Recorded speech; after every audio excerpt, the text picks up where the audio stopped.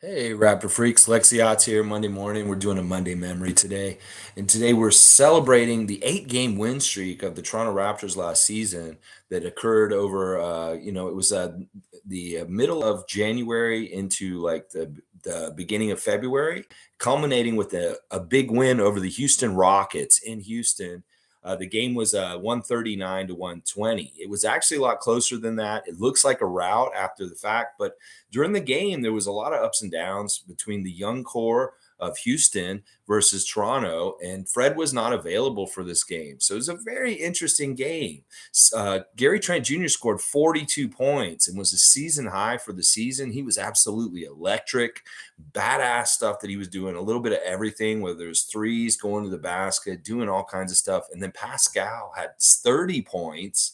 And that means that these two dudes, between the two of them, had 72 of the Raptors' 139 points. And that's absolutely crazy that those two guys were carrying all the water that day. But yeah, it was a good victory. I mean, Houston's a fun team. They've got a lot of really interesting young players like Scotty's friend Jalen Green, Jayshawn Tate, Kevin Porter Jr., Kevin Martin, all these different people. We saw some of those guys at Rico Hines this summer. We saw also Fresno with Scotty Barnes and Jalen Green and his little event also and stuff like that. So Houston's an interesting team. Now they got their problems with them or with me are fundamental stuff. Like they look like a lot of athletes, really good like athletic young players, but I don't know if they're exactly all kind of together in any kind of rhyme or reason that makes Houston good. And that's why I'm not very confident in them this year. But the game was very entertaining, high scoring, not a whole lot of defense played at times. And there were a lot of lobs on both sides from each team, which was a lot of fun to see stuff like that. But yeah, Gary, fantastic in this game. I'll look at the box score just a little bit real quick. Gary was 15 for 26 from the field, 6 of 13 at 3 point range, 6 of 7 from the free throw line. And he had 4 steals and 4 assists, 42 points. That is a fantastic line. And that's the kind of game where I'm saying, like, listen, he shot 26 shots. If he had just made what, 3 or 4 more of them, he would have gotten 50 piece. And that's why I really fully expect Gary Trent Jr. to go for a 50 piece sometime to the season coming up. Like we'll be all here for it. It'll really be one of these games where Gary is hitting at a huge high percentage and just deadly. And boom, all of a sudden he's got 50 points because he can do it that fast and that quickly and stuff like that. So I love it. It wasn't his high for being on the Raptors because when he first got on our team in the Tampa year, he actually had a 44-point game. So he has had a higher scoring game. Now off the bench, Chris Boucher had 16 points in this game, and he was a monster. 4 offensive rebounds. Just a really solid game by him. And then you had people like OG and Delano actually got some really good minutes in this game. Got 10 points, 4 rebounds, 3 assists, and a steal. Scotty was a little understated in this game, but the thing about what Scotty did in this game was he's very well rounded. He had like 7 rebounds and 6 assists and 9 points. And, this was the kind of game where it started telling me that these are early signs that Scotty's going to be a triple double kind of guy. That he's going to be able to get triple doubles and he'll get them more frequently. Last year was his starting out, and maybe he wanted to have his first triple double in his first playoff game against Philadelphia, and he would have gotten it if there hadn't been no ankle stepping going on and stuff like that. But listen, this is what I'm saying. Games like this during the season last year really told the Raptor freak, wow, Scotty's going to be getting triple doubles in his career because he's not that far off of one in this particular game itself. I mean, he could get his assists up a bit more. And then, just a couple more rebounds, one more basket, boom, triple double, Scotty. So I don't know. You don't have to be like Lowry was, SB, and be like, oh, I'm going to hunt them.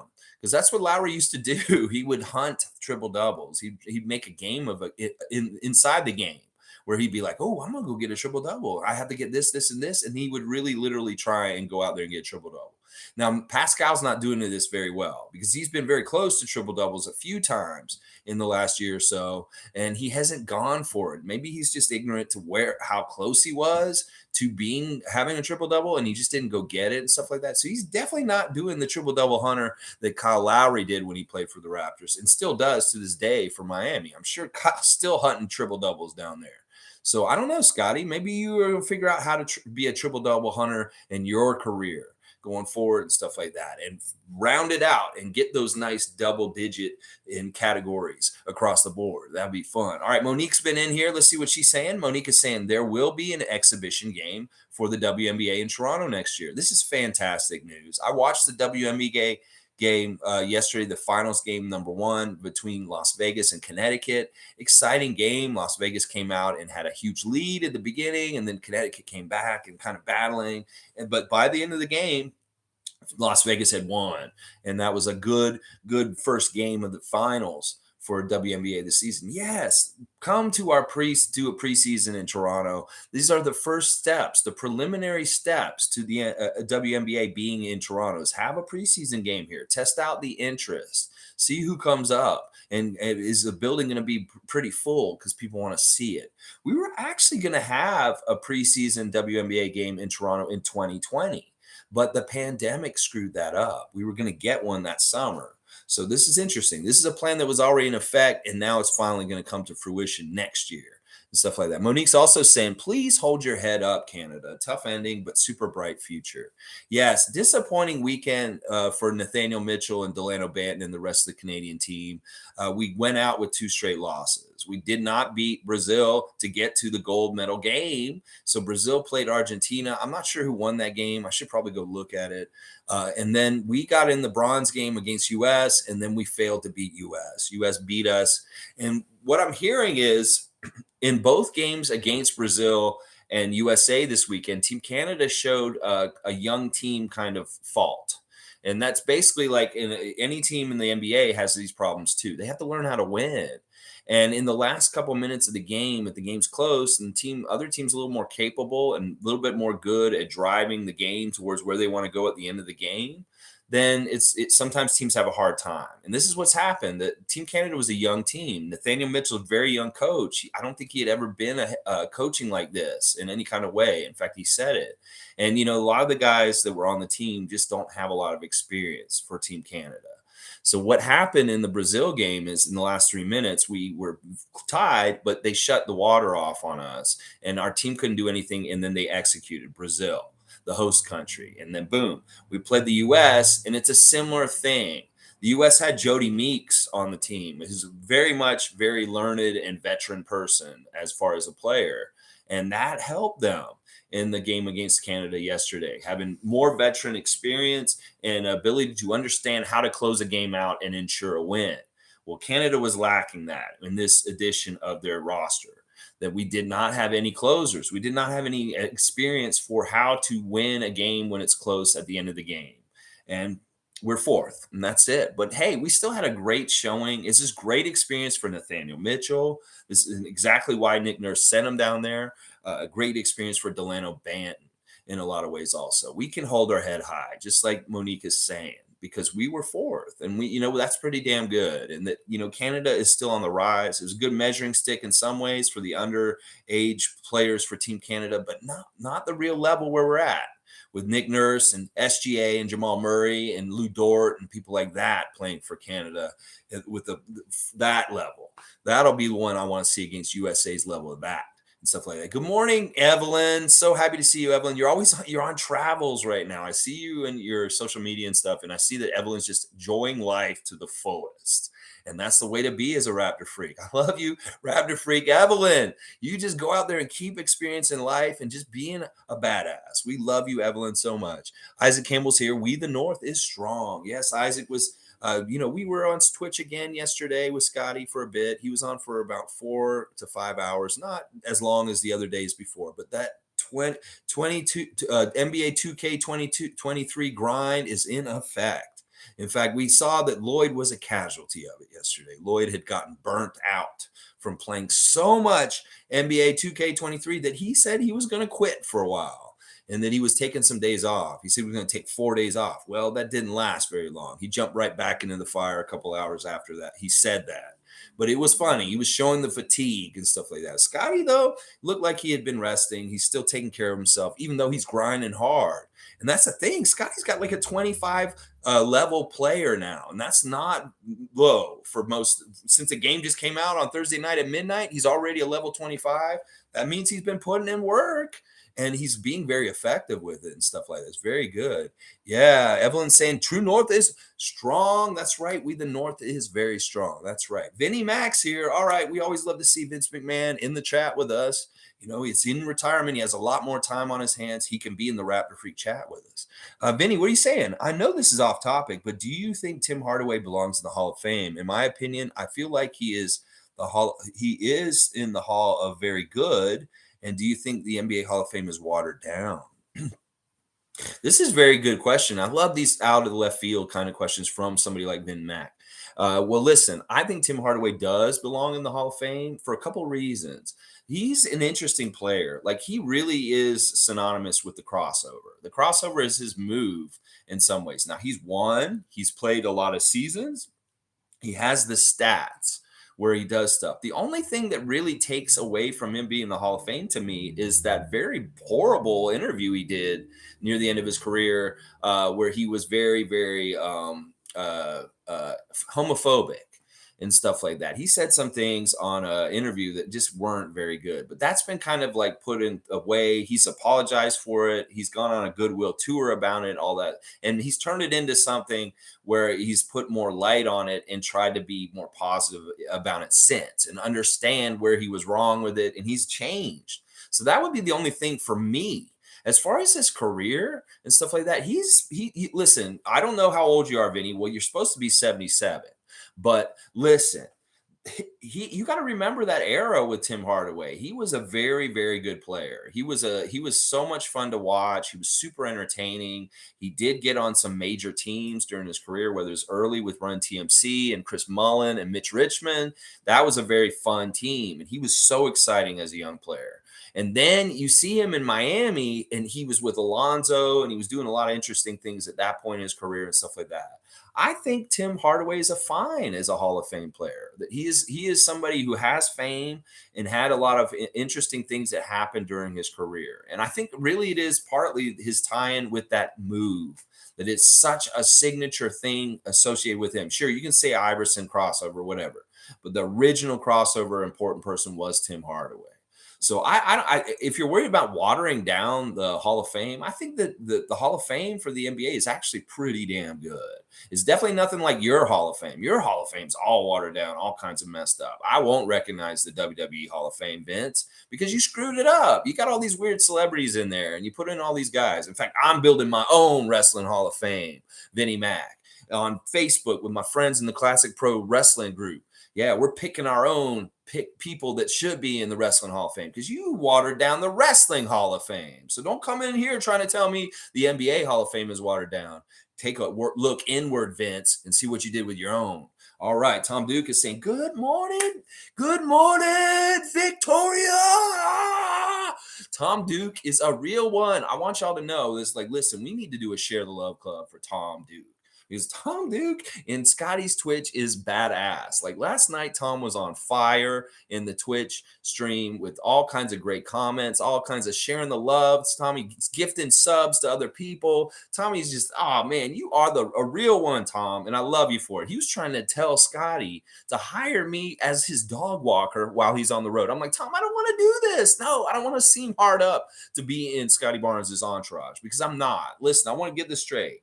Listen, I'm okay with what this is right now. I'm a huge fan of the Raptors. I cover the Raptors on YouTube, like I'm doing right now, but I don't need to be in his inner circle and stuff like that. I'm a fan. I want to keep that line. I don't want to work for Scotty. I shot my shot with the photography thing earlier this summer, and it's just not going to happen. Stuff like that. I don't want them to think that I'm some sort of crazy like a stalker or any kind of weird thing like that. I'm just a huge fan that wants to get the information and share it with you guys and stuff like that. So yeah, but that was a nice thought, Tom, offering my services as a dog walker to Scotty. I was like, oh no, don't, Tom. It's like, and I am not really very good with dogs. I have not owned very many dogs in my life and stuff like that. So it is funny. Tommy, you did make it a really funny little part in the whole stream and stuff like that. So it was pretty funty. All right, let's see. Oh, Tom, it took a second for him to figure out Isaac's in there with us under the name I Campbell. That's right. Isaac Campbell, Raptor Freak Isaac Campbell's in there on Scotty's Twitch regularly also. In fact, we have a contingency in there that is very much a Raptor Freak contingency in there with Cool Cat, Tom Duke, and different people showing up like Shane Waters and Isaac Campbell Campbell, and all, regulars on here that are also on Scotty's Twitch. And like last night was different in a way on the Twitch. Did you feel the difference on the Twitch last night? Isaac and Tom, that it was very much share the love. And there was a lot of good positivity on that stream. And he was playing music. It was kind of cool to hear Scotty's playlist. He played his playlist from his computer and we're listening to it. You can't go back and watch it and hear what he played because the copyrights already muted those sections of his stream from last night. So Monique, when you review this stream from last night, you're going to hear a lot of like muted, no sound, anything. In fact, I think this is brilliant if Scotty does this normally. Like if he plays music over while he's playing, the live people will see and hear everything he's saying. He could be off the cuff. But then if the music is on, when they play it later, you can't hear anything anybody's saying. You can only see the chat and the different things like that. So kind of smart in some ways. I'll tell you some of the stuff he was playing. He was playing Coldplay.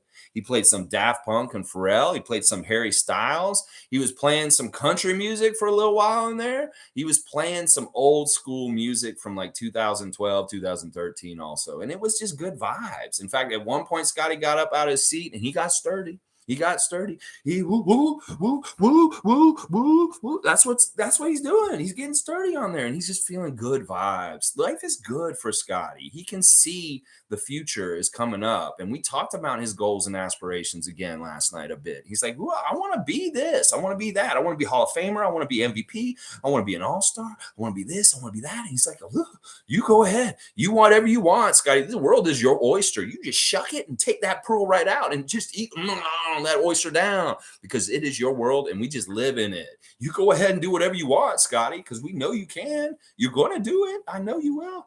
All right, let's see what else you guys are saying. All right, let's see. Hello at Leslie. Love to see Leslie Hart in the morning. That's right. Glama D, good morning to you. I hope you come in and join us more often. 9:30 a.m. Eastern Standard Time. Every single day, we are updating you on the latest Raptors news, whether it's that Precious is at Fashion Week, that Scotty Barnes is twitching like crazy. And you probably know. I think, are you from Scotty's Twitch? I think I recognize your name from last night. And maybe that's where I seen it. Tom Duke saying SB4 maybe really does need a dog walker. Not saying you should do it. I'm sure he has this covered, Tom. It could be one of two things. It could be that he has somebody in his inner circle that kind of looks out for things while he's on the road that will go ahead and take care of it. It could be whoever, I don't know. He could also kennel the dog, and that may be actually smart. This is what my niece was suggesting when we were in Atlanta, when I was in Atlanta down there. That he needs to go kennel the dog with an obedience school because then he's killing two birds with one stone, Scotty. You can take Cardi to obedience school while you're on the road, and they will teach her to be a better dog and be more obedient in some ways. And this could be really good for you as far as like having this happen while you're not there and get ahead with her being more obedient while you're gone and stuff like that. They have kennels that will do this kind of service and will really help your dog like be in good shape and stuff like that and be well taken care of and pampered and so happy and stuff. I'm sure this is what Scotty's going to do. He's probably going to have a kennel for them, for a Cardi. Either that or he has a friend that will come and take care of it. But I don't need to be that person. But, Tom, I appreciate you putting my name out there. Isaac saying, I am more of a cat person too, Tom, dude. Yeah, I had to say that at some point. I've only owned one dog in my life, and that was in conjunction with my ex-wife because she had dogs. She had pugs, and we got a pug named Penelope, and that really was my dog. But then when, we separated, she took the dogs because I wasn't a dog person going in, and we could not separate the pugs. Sure, we could separate and make that sad because we're getting a divorce and all that kind of stuff. But I wasn't going to take Penelope from Palmer Pug. That would have been too sad. So I didn't do it. I suffered for it because I didn't have my dog anymore. And I still miss her to this day. I'm not going to lie. So nobody will ever replace Penelope Pug in my heart. I'm sorry. I'm going to start crying. I need to stop. All right, let's see. Tom Duke is laughing. He thinks it's so funny. Vinnie Mac is laughing. He's crying out of his eyes. It's a very emotional thing, Penelope, for me. I'm telling you. Oh, my gosh. All right, Tom Duke saying, I would do it for free, for sure. My favorite stream. I'm making an SB playlist, his music. He won me over again. Tom's hilarious. Oh, my gosh. Tom, you're getting so much love from Scotty Barnes this weekend. Like, you really are becoming a more prominent Scotty Twitch person in there. Like he sees you gifting subs, he sees your comments, he sees you and me tag team in Philadelphia fan telling them to shut the fuck up in the stream and stuff like that. He loves this, I'm sure, because listen, we are really standing up for him. We got knuckleheads coming in there saying stupid shit to Scotty and different things, and we're shutting them down. We got people coming in there complaining about, well, why are there ads? You're a millionaire. Why are there ads on your Twitch? Well, it's like, it's September. You go ahead and just, you don't like the ads, go ahead and sub up. It's like that. He loves all that, I'm sure, because we're helping him say what he doesn't have to say while he's grinding. He can focus on the basketball, and we're in there doing information wars for him on his chat. So that he's either like, okay, Laker fan, get the fuck out of here. You know, you're not getting Scotty. No, he's not coming there. He's a Raptor. Larry's going to give him the bag, and Masai's going to get him long term here. Trust me. And then like we're doing stuff like, you know, if you're complaining about the ads, go ahead and sub up. We're doing information wars in the chat for him. And Tom Duke and I are two soldiers in this fight against all the other fan bases that are coming in there and soliciting Scotty to come to their team. It's like, oh, come on in here, Cleveland fan. We'll talk shit to you. Come on in here, Pelicans fan. You want Scotty in New Orleans? Oh, they're all coming in and trying to say stuff to him. And I love it. I love it because that means he is very highly coveted in this league, that every single fan base wants him on their team. This is saying something. So anybody who's dissing him, saying, oh, Cade's better, Evan Mobley's better, are there people going and doing the same thing to them like they're doing to Scotty on his Twitch? I don't know. I'd have to go find out. But he is definitely wanted on other teams. Yeah, the music was great, Tom. It was like a vibe. And I love that Scotty is not, just one genre kind of guy. We really did see kind of like his musical fingerprint from hearing the songs that he was playing. I was like, I love it. He was playing Get Lucky by Pharrell and Daft Punk. And I was like, yeah, Scotty, and different stuff like that. So it was really cool. Glom saying, yes, I've been in Sky Twitch as well. See, I thought that was you from last night. Were you the one who asked me why I picked Canada over the US last night in the chat? Because I was talking about my background between growing up in Tallahassee and being Canadian from Toronto originally, but growing up in Tallahassee and stuff like that. So yeah, I picked Canada because I love Canada and that's my country. Yeah, Tom said, right on, Glama. Welcome. Yeah, that was you. Okay, that's what I thought. That's why I recognize your name, that you asked me that. Yeah. I love Canada. I'm Canadian. I was a Canadian down south as a kid. I was basically like Pip in South Park, except I was Canadian instead of English. And they picked on me like crazy. Oh, you get out of here, you're a Canadian kid. But I took all the brunt. And that gave me a little bit of a chip on my shoulder and made me a little bit Florida man. You can hear my voice right now. I have a little bit of a Southern accent just from like growing up in Tallahassee. But I am Canadian at heart, baby. So it's a weird thing. It's like everybody in this city has different roots from different places. Well, I'm some sort of weird Toronto Canadian American from Florida. So crazy.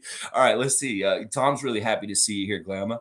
Tom saying, just trying to be steady and fight any toxicity. Yes. We had to purge a little bit of the toxicity in all of us. Like I was toxic at times in Sky Switch, where I was like dissing Richard Jefferson, telling him, oh, why do you like Richard Jefferson? Sky's like, hold on, fam. Don't you diss Richard Jefferson. He's my friend. I don't want to hear you being negative, or you got to keep it positive, fam. He taught me a lesson that day. I was like, man, I can't diss Richard Jefferson on Scotty's Twitch anymore. Man, that sucks. But I'm also kind of like, you know what? I just learned a lesson from a 21-year-old man half my age, and I'm listening to him. That's the thing. You want to be a wise person, don't ever stop learning. And don't think that just because you're older than someone that you can't learn something from somebody. Because seriously, everybody has a lesson for you. And Scotty taught me some lessons this summer about not hating. And I love that. I love that about him. And now he's teaching Lloyd. He's like, Lloyd, stop hating. You can't yell at the fans while they're on here. So what if Raptors Freak told you to get better position earlier? You can't yell at him. He's just trying to help. Stuff like that. So it's really cool. And like he is all about the positivity on that stream. And I love it. We had the good vibes last night. We really, really did. Leslie saying the Raptors team from top to bottom is like the sexiest girl that everyone wants to date. Leslie, yes, I'm serious. It's not even with the players. Masai is so coveted. Like teams are so thirsty for Masai. Oh my gosh, they thirst for Masai just as much as they thirst for our players. Seriously. This is true. Nick Nurse is another one. Ooh, who wouldn't want Nick Nurse coaching their team? This is a very attractive team because we have built it up and developed it into this. And that everybody's loyal and sticking with it. Like, somebody could sell out and go get a bigger paycheck somewhere else, but no. They're all committed and they're on the same page, and it's Toronto, baby. That's where we're going. Yeah, yeah, yeah. Glamis saying, I've watched your videos before and heard you say that you grew up in the US. So I was curious how that all worked out. Yeah, I didn't want to be in the US. I'm not going to lie. In some ways, I really wish I had grown up here in Toronto my whole life. But then again, I wouldn't be this person that I uniquely am right now, that I had to go down there and get the Florida man training of knuckleheadedness and all kinds of stupid shit that I did down there while I was a young person and stuff like that. That in some ways, if I had stayed up here, I may not have gotten into basketball as much. I may have been more of a hockey person if I lived in Canada, because in States, I didn't play hockey. I played basketball. And that really is what got me into the sport as a young person, way before the Raptors even existed. I started playing basketball in the 80s and stuff. So, yeah, it's very interesting how life paths and different things can go different ways. And now at this point, I'm like, I went to Florida State. I'm a Raptors fan, and Scotty's Florida State, and he's Raptor. It's like we have a common bond in some ways that's very interesting, those two places and stuff like that. So let's see. Leslie's saying Open Gym even dedicated an episode on our guys who handle our bags. That's right. What's his name? John Brown, or the equipment manager. Yeah. That was actually a good episode. Like, I liked seeing all the ins and outs of all the unsung heroes in the Raptors franchise and what they're doing in the organization. That these dudes are very organized and very well. Like, they have to have everything exactly right. These players don't want to worry about getting this or that or anything, and they have to look out for them. Make sure they have all their needs met on the road, just in case they didn't pack a toothbrush or something like that. Stuff like that. Let's see. Masai praised them. Yeah. I mean, listen, everybody in this organization is top notch. This is what they say about the Raptors, is the way they hire people is they want the best people in everything. It's whether, it doesn't matter if they're the GM. It doesn't matter if they're the popcorn maker. They want the best people all around in the organization. And it really culminates to a bigger, better thing than every one of them, because of that, dedication to excellence and having the right people. And I love what I was talking about this with Adriana yesterday. It's all about energy with Nick Nurse. He's looking at his coaches and who gives good energy to the players. You can't have somebody like, I was talking about Sam Mitchell recently. He put bad energy into the players when he was the coach because he was so divisive and like confrontational with people, like getting in their faces and yelling at them. That was not the right kind of energy to give Chris Bosh and company at that time in the Raptors history. And their record and the way they played showed it. And that's what I'm saying. Nick Nurse is very cognizant of his assistant coaches and how they work with the players. And if they're giving the good, positive energy, launching them, pushing them towards success. And so, like, or they taken, they're like, oh, you made Justin feel like shit. Now look at what Justin's going on. So stuff like that. He wants good people in his staff. And he's thinking about energy. And I love that. And maybe this is part of what Scotty's thinking about on his Twitch, too. He's thinking about energy, just like Nick Nurse thinks about energy and stuff like that. All right, let's see. Tom Duke saying, if Gary's trajectory continues skyrocketing, we have all we need with him. He could be the next Dame Dalla. Gary's career trajectory. Wow, that's interesting. Like, Gary is somebody who's very young and he has a lot to still kind of establish for who he could be as an NBA player. He's already hitting a pretty good ceiling, but he has another level of consistency that if he can just get that consistency night in, night out, so we don't have some of these deadwood games where he's just nothing for that night. You know, the ones I'm talking about where he cannot make anything and he's not getting a lot of minutes in the second half of the game. He'll get tried out in the beginning when he starts. And if he just doesn't have it, Nick just doesn't play him for most of the rest of the game, gives minutes to other guys. There's nothing wrong with that. And that's the right strategy. But that's what I'm saying. If Gary can get a certain consistency going on his game night in, night out, that could be another level for him. And I mean, that's a little bit of stretch, getting the Dame Dollar kind of level, but I don't know. Like, we could see him have some monstrous offensive games if he does get this consistency that I'm talking about. Yeah. All right, let's see. Nameless say, morning, ladies. Good to see y'all. Bam, bam, bam, bam, bam. Nameless, you enjoyed my stream yesterday.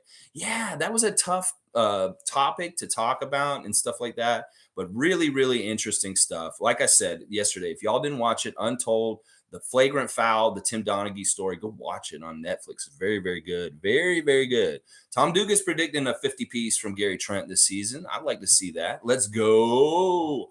All right, let me do a little bit more on the game. Like, let's look at the win streak. That 8-game win streak that the Raptors were on from January into February was really kind of impressive in some ways because, all right, first it started with that triple overtime win against Miami Heat that we covered a couple weeks ago on Monday Memories.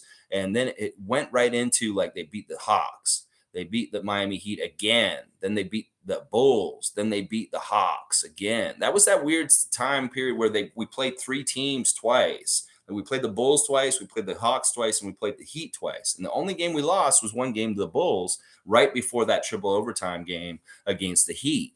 And that was a really impressive, like, little run that the Raptors did at that time. We got those Central Division, the Eastern Conference games against Miami and Atlanta and Chicago, that one game against Chicago. And then we played the Hornets and beat them. And then Oklahoma City and Houston. 8-game win streak, the best win streak of the season last year. And, that was fantastic because we had been a middling 500 team up until like the very beginning of January. And we weren't getting anywhere in the standings. It was very frustrating. We'd get a little bit going and then boom, COVID and Cleveland Boxing Day game. Shit like that happening. And then all of a sudden in January, we woke up. And like I said, I've said this a bunch of times recently. We were just as good as the Boston Celtics in the second half of the season last year, record-wise. We were winning at the same winning percentage. We were beating just as good, badass teams just as well as they were. And that's why when people come to me and say, why do you think the Raptors are going to be any good this year? Well, why wouldn't they be? What has changed? What is different from what they were doing in the second half of the season, just like the Celtics were? Why would I think that? Why wouldn't they just continue to do this? What has changed to make them worse all of a sudden? Other fans of other teams don't think the Raptors are going to make the playoffs or anything like that. This 8-game win streak that we're talking about today is symbolic and should be similar to what we're going to do this year. That we're going to get some win streaks that are going to be very well strung together. I'd love to see a +10 win streak. Scotty's practicing his win streaks on the 2K right now. He's all about getting some streaks on his games on the video game right now. So yeah, stuff like that. All right. Oh, we got Philly fan here. We'll get to you. We're going to talk to you here. All right, let's see what's up. Lolita's here. Good morning to Lolita. Young Guns. Young Guns. I love the name. Tyrese Maxey's a young gun. Sixers arguably the best roster in the NBA. The big three of Embiid, Harden, Maxey with Tucker, Harris, Montrez, Niang, Thibault, Melton, Reed. Watch out, NBA. The finals this year goes through Philly. All teams are thirsty for Daryl Morey's services. All right, we'll compartmentalize this. All right, listen, young guys, I'm going to give you some flowers right now. I think that you guys may have had the best offseason. I'm not going to lie. I'm a Raptor fan, but I'm not so much of a hater that I'm going to just dish you. I'll say this respectively. You guys got Montrezl Harrell. That was the pick that put that pickup that made me say, okay, Sixers had a good offseason. I mean, yeah, Melton was a great pickup earlier. Harden buying in and, making his contract right to help you guys and him actually showing that he is trying to win and do things right. We saw him at Rico Hines running with Montrezl Harrell with the Raptors. And, Harden's working hard and he's bought in. This is very scary and dangerous to our nation. Sure, you guys are going to be impressive and stuff like that. But there's still always going to be other different things that could go wrong for y'all. I mean, I don't know what happens to you guys. Is that you guys always go off the rails for some sort of dysfunctional reason and stuff like that? I don't know. Daryl Morey, you think that they're thirsty for Daryl Morey's services? I don't know. He is having a good streak right now. I'm not gonna lie. He's done a very good job this summer. So I'll give you your flowers on this. Now, we're going to have to see how it all plays out this season. In fact, I was ranking the top teams in the East in Scotty's Twitch last night. I put the Raptors number 1. I put Milwaukee number 2. I put Boston number 3. And I put Philly number 4. So I am giving you a little bit of due there and saying, well, you guys could be like one of the top Eastern teams and stuff like that. I like that you guys did this partly because of us. You had to go get PJ Tucker and Montrezl Harrell because you saw just how sus you guys are after Embiid with size when you played us in the first round. And that's the thing. And I love this in a way because between you and the Nets, y'all have robbed Miami of their power forwards. They have no size now. There's no PJ Tucker. There's no Morris down in Miami at this point. So Miami's a little bit like not as strong because of you grabbing PJ from him and stuff like that. So I don't know. I don't know what. All I'm going to say is this is a great rivalry. We enjoy playing you guys. We just want to see good basketball, not this dirty shit that Embiid's doing and stuff like that. And when we play, ooh, it'll be a grudge match. Ooh, it'll be fun and it'll be entertaining. But I'm gonna tell you right now, we are coming for y'all, and we're gonna beat you. We're gonna beat you. Oh yeah, we gotta believe, and I really do feel strongly about our team against any team in this league. Nick Nurse says we want to look eye to eye and get our share of wins against teams that we play. We will get our share of wins against y'all. And the fact that we get to play Philadelphia 2 games right away at the beginning of the season, you better have your shit together, is what I'm gonna say, Philly fan, because we got ours. We got all our guys primed and ready already in August at Rico Hines. These guys are all playing together and already got their shit together. We're gonna hit the ground running the first week of the season. So Philadelphia better have all their new guys integrated right, because we will capitalize and mess you up if you don't. So let's just put it that way. All right, let's some little bit of trash talking today. Yeah. All right, there we go. All right, so Tom Duke's saying, you looking for an argument? Tom Duke is getting his Clint Eastwood on. You lucky punk? You feel lucky punk? It's like what he's doing here is like, Masai is better than Morey. I'm sorry. This is just a longer proven, more track record. Morey has some duds. Morey has some bad periods of his career running teams in Houston and things like that. So like Masai is like pretty consistently always badass. He's the guy that nobody wants to do deals with because they're scared of him ripping them off and stuff like that. Morey, it's a little different. Let's see. Tom wants to list the roster and stuff like that. They want to compare and stuff like that. Hey, listen, this is all friendly. We could go down the whole thing. We'll do that on a preview for when we're playing Philadelphia the first time this season. Come back here, young guns. Subscribe, please. Hit it. A lot of Sixers fans are subscribed to my channel, because this is a very fair place where we will talk with Sixers fans as adults, and we will just have good sportsmanship and stuff like that. We have a few Sixers fans that are regulars on this channel, and we don't mind interacting with them. So please hit that subscribe button, and let's talk about this on the game of the day, the day of the game when we play Philadelphia 2 games in a row here in Toronto at the beginning of the season. Yes, let's talk about it then. I love it. I love it. I love it. Let's go, Tom Duke. Yeah, cheers. It's going to be so fun. I love this, that you guys are not just going right to bam, bam, bam. Let's just discuss things. We don't have to go flaming at each other right away. Nameless saying, Young Guns, newsflash, Maxey is not a part of a big 3. I won't totally agree with you, Nameless, but I won't totally agree with Young Guns either. He is like, all right, listen, let's do what everybody does to Pascal. He's a fringe all-star. He's a fringe good player. Oh, he's not that good and stuff like that. I don't know. Stuff like that. But no, they have a big 2. Maxey could possibly be part of a big 3, but he's still very young, and we'll see what happens with him. Maybe he'll make a leap this year, and they can actually say it's a big 3. But they definitely have 2 very big superstars in Harden and Embiid. Now, once again, you can't really say Harden is anything like who he is. You're getting Harden for the Sixers, and that's a point guard. That's not a 50-point scorer that's going to shoot a lot. That's going to be a point guard for you guys. Nameless is laughing at what Young Gun said. Leslie's saying Harden looks good. He finally looks like he's in shape.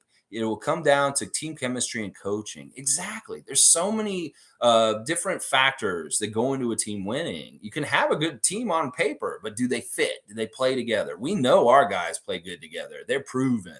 They're incumbents. They're coming together from last year. There's not a whole lot of new added, Otto Porter and stuff like that. So our guys are just trying to grow together and come up.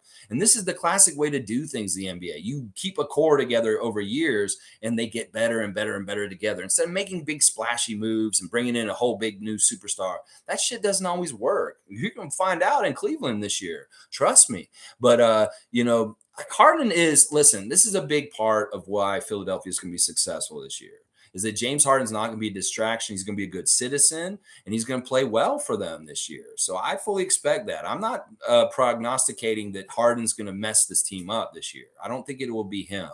I think there may be other things that cause problems for Philly, but I don't think it's going to be Harden. Honestly, I don't think it will be him.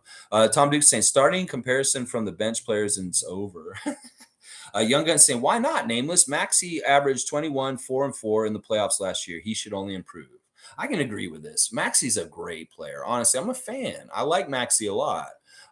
But you know what? I got to side with my Raptors people just because it's Raptors and say that he's not totally there yet. But he could very well get there. You're right, Young Guns. He could very well get there very soon.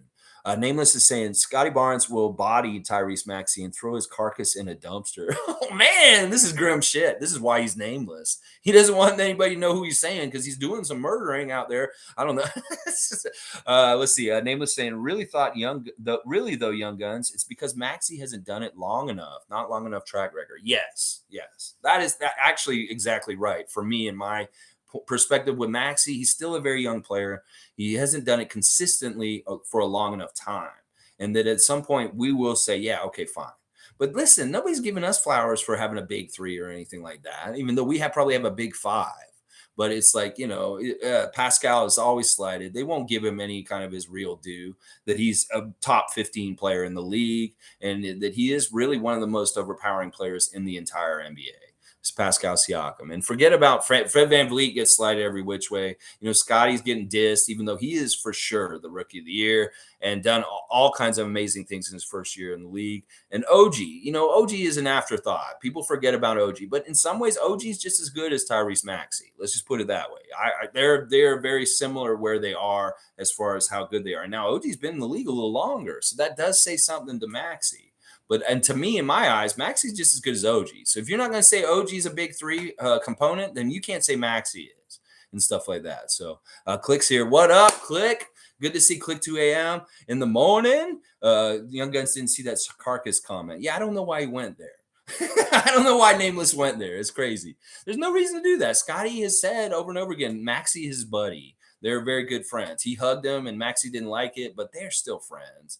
Scotty just said, I'm going to hug you. And Maxey said, no, don't.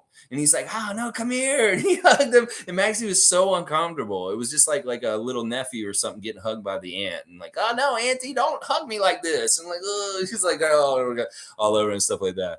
I don't know. Maybe YouTube is censoring Nameless for making threats. I don't know. Maybe that's what it is. Yeah, you guys don't see the carcass comment. Well, I see it. It's there. Do you have a safe search or something like that? Parental controls on or something? I don't know. Let's see. Okay, Lolita's saying from top to bottom, Raptors management got my vote. Tannenbaum, Masai, Webster, Nurse, all coaches, etc., all players. Hey, I got some Larry Tannenbaum news, guys. Larry Tannenbaum seen out in public at the U.S. Open, sitting next to John Bon Jovi. That's right. The owner of the Raptors is hanging out with John Bon Jovi at the U.S. Open. And you know what else? He's wearing a Raptors hat sitting next to him. That's how you know Larry Tannenbaum is a real one, all about the Raptors winning. This picture is crazy because sitting next to John Bon Jovi, Larry Tannenbaum, and then sitting right in front of them is Rick Astley. Never gonna give you up, never gonna let you down, never gonna run around and hurt you. Yeah, you just got Rickrolled because Rick Astley was at the U.S. Open with Larry Tannenbaum and John Bon Jovi and Debbie Gibson. That's right. Electric Youth, yeah, Debbie Gibson. Yeah, Larry Tannenbaum. Y'all can go check it out. They're not showing the picture because of Larry. They're showing it because of Rick Astley and John Bon Jovi and Debbie Gibson. But Larry Tannenbaum is there also wearing his Raptors hat, owner of the Raptors. You go, Larry Tannenbaum, hobnobbing with John Bon Jovi. I'm a cowboy on the steel horse I ride.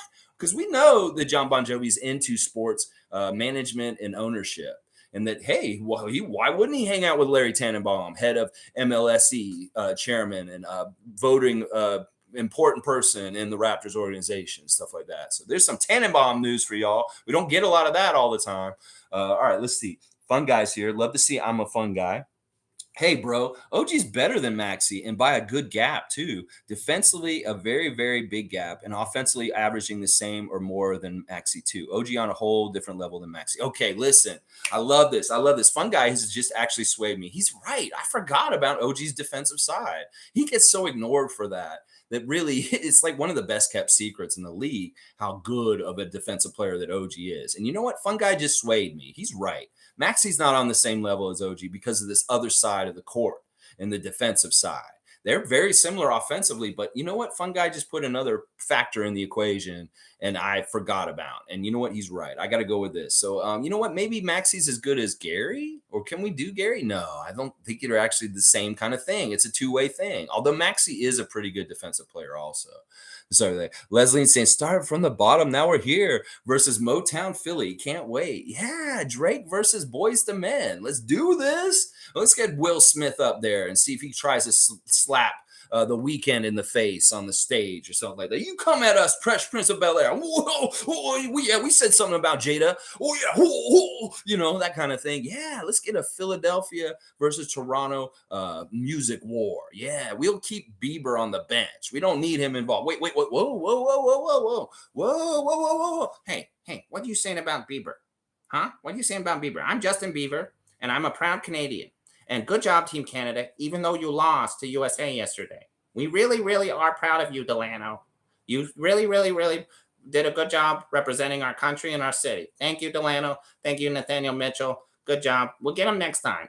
Let's go, Team Canada. All right, Justin Bieber, get out of here. Justin Bieber. Jeez. Oh, my gosh. All right. Yeah, this is a little bit off the chain live stream. Yeah, it's a little different.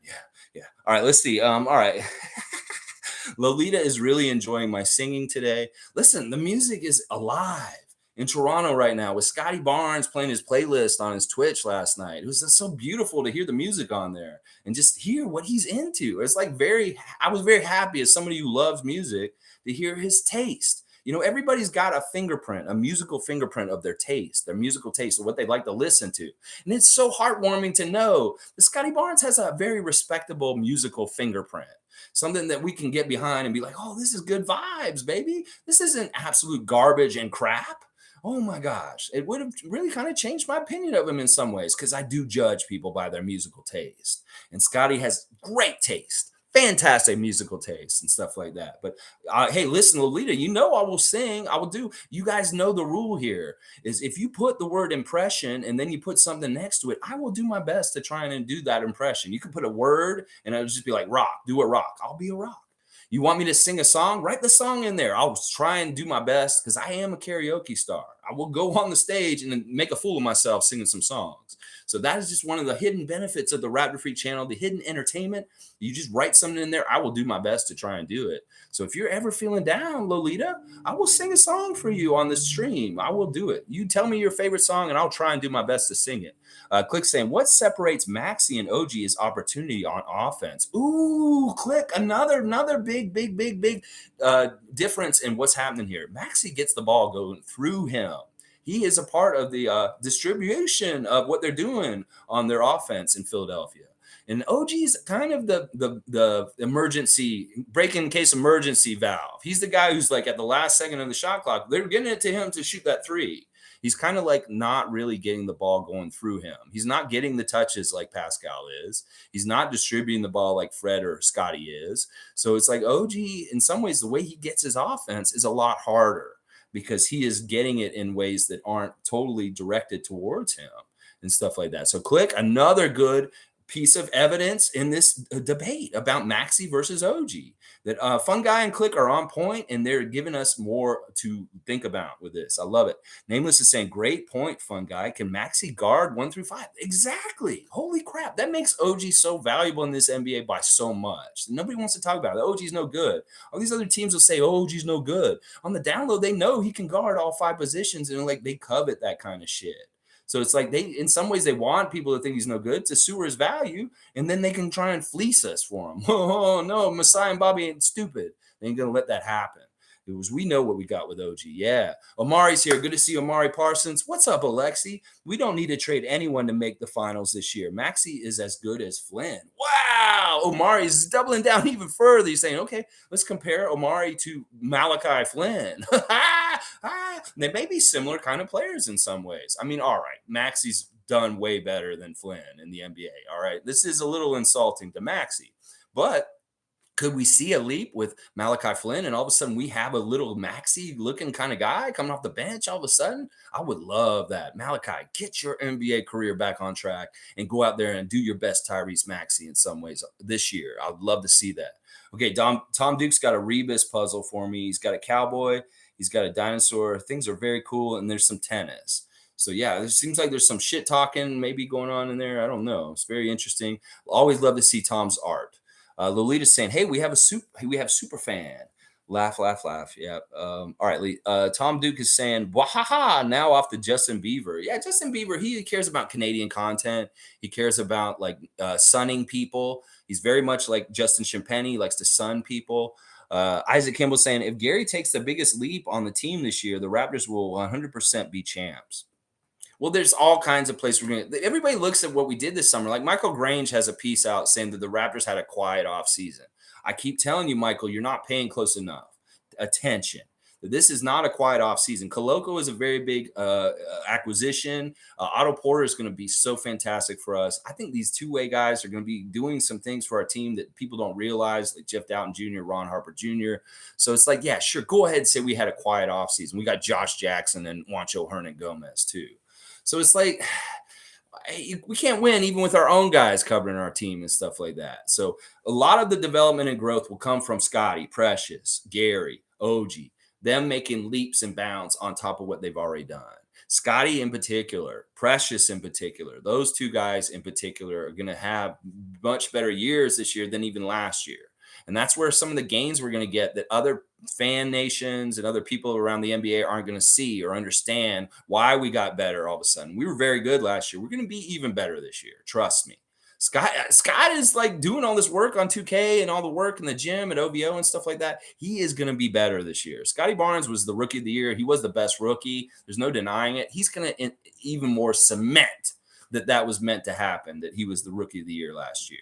And he really will. I truly believe this because, listen, I've spent over 100 hours with him on his Twitch stream this summer. I really have been doing a psychological analysis of this young man to figure out what makes him tick. And I have results. And I understand who Scotty Barnes is and what matters to him at this point. And it's winning.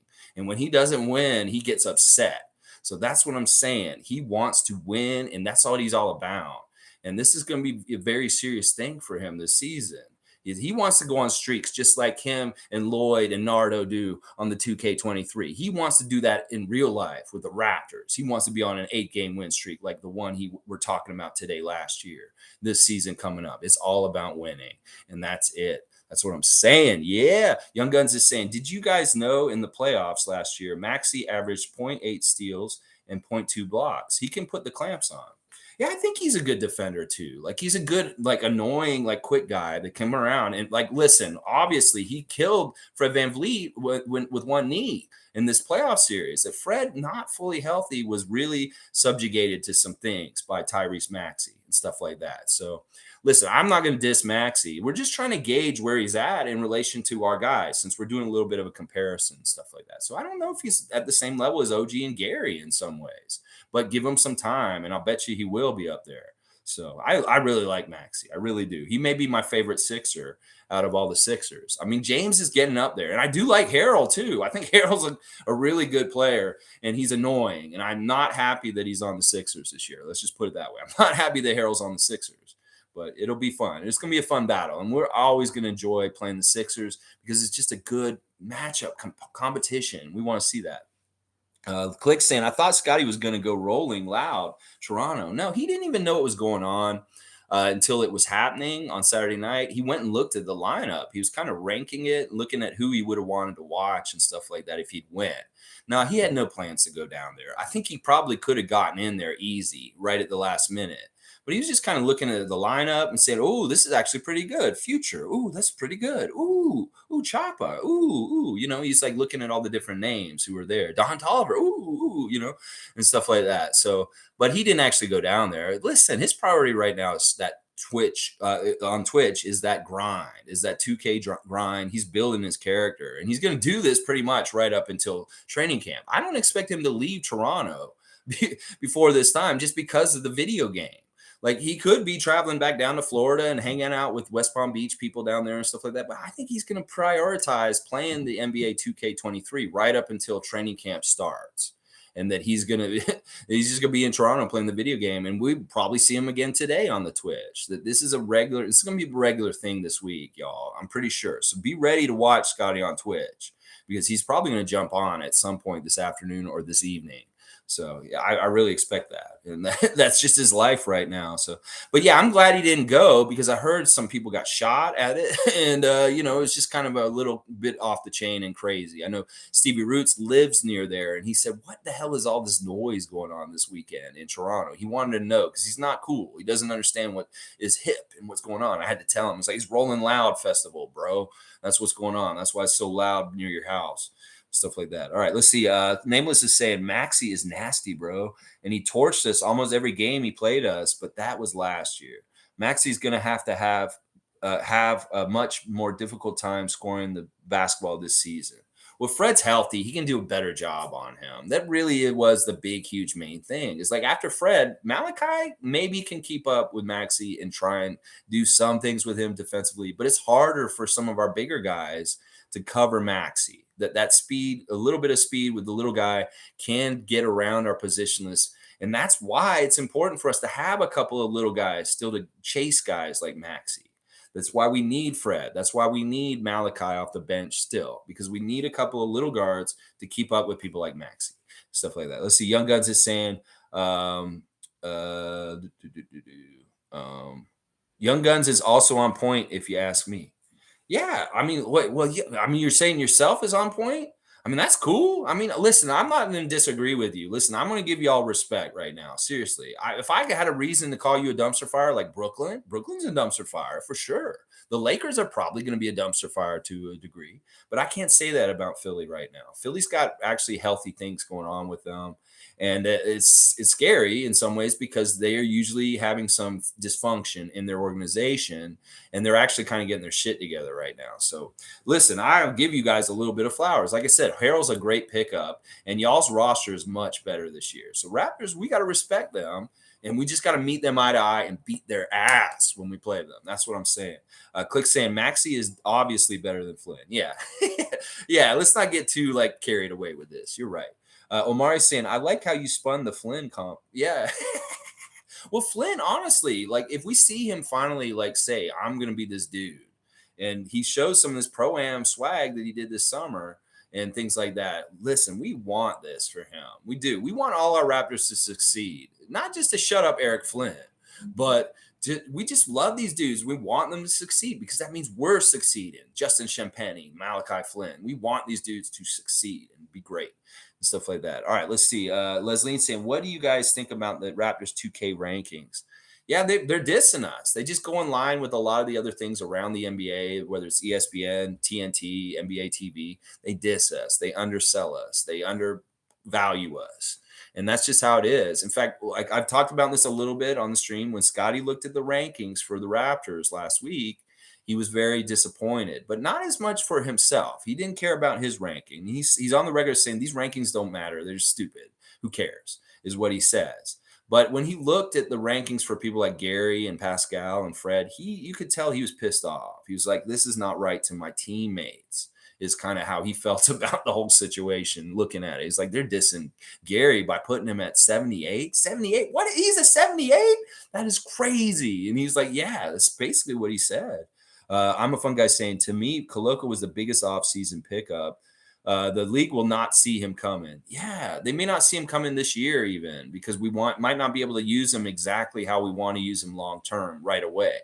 That this is going to be a project. There's a bit of a project with Koloko, but we'll have to see how quick it happens. He could be quicker than we think.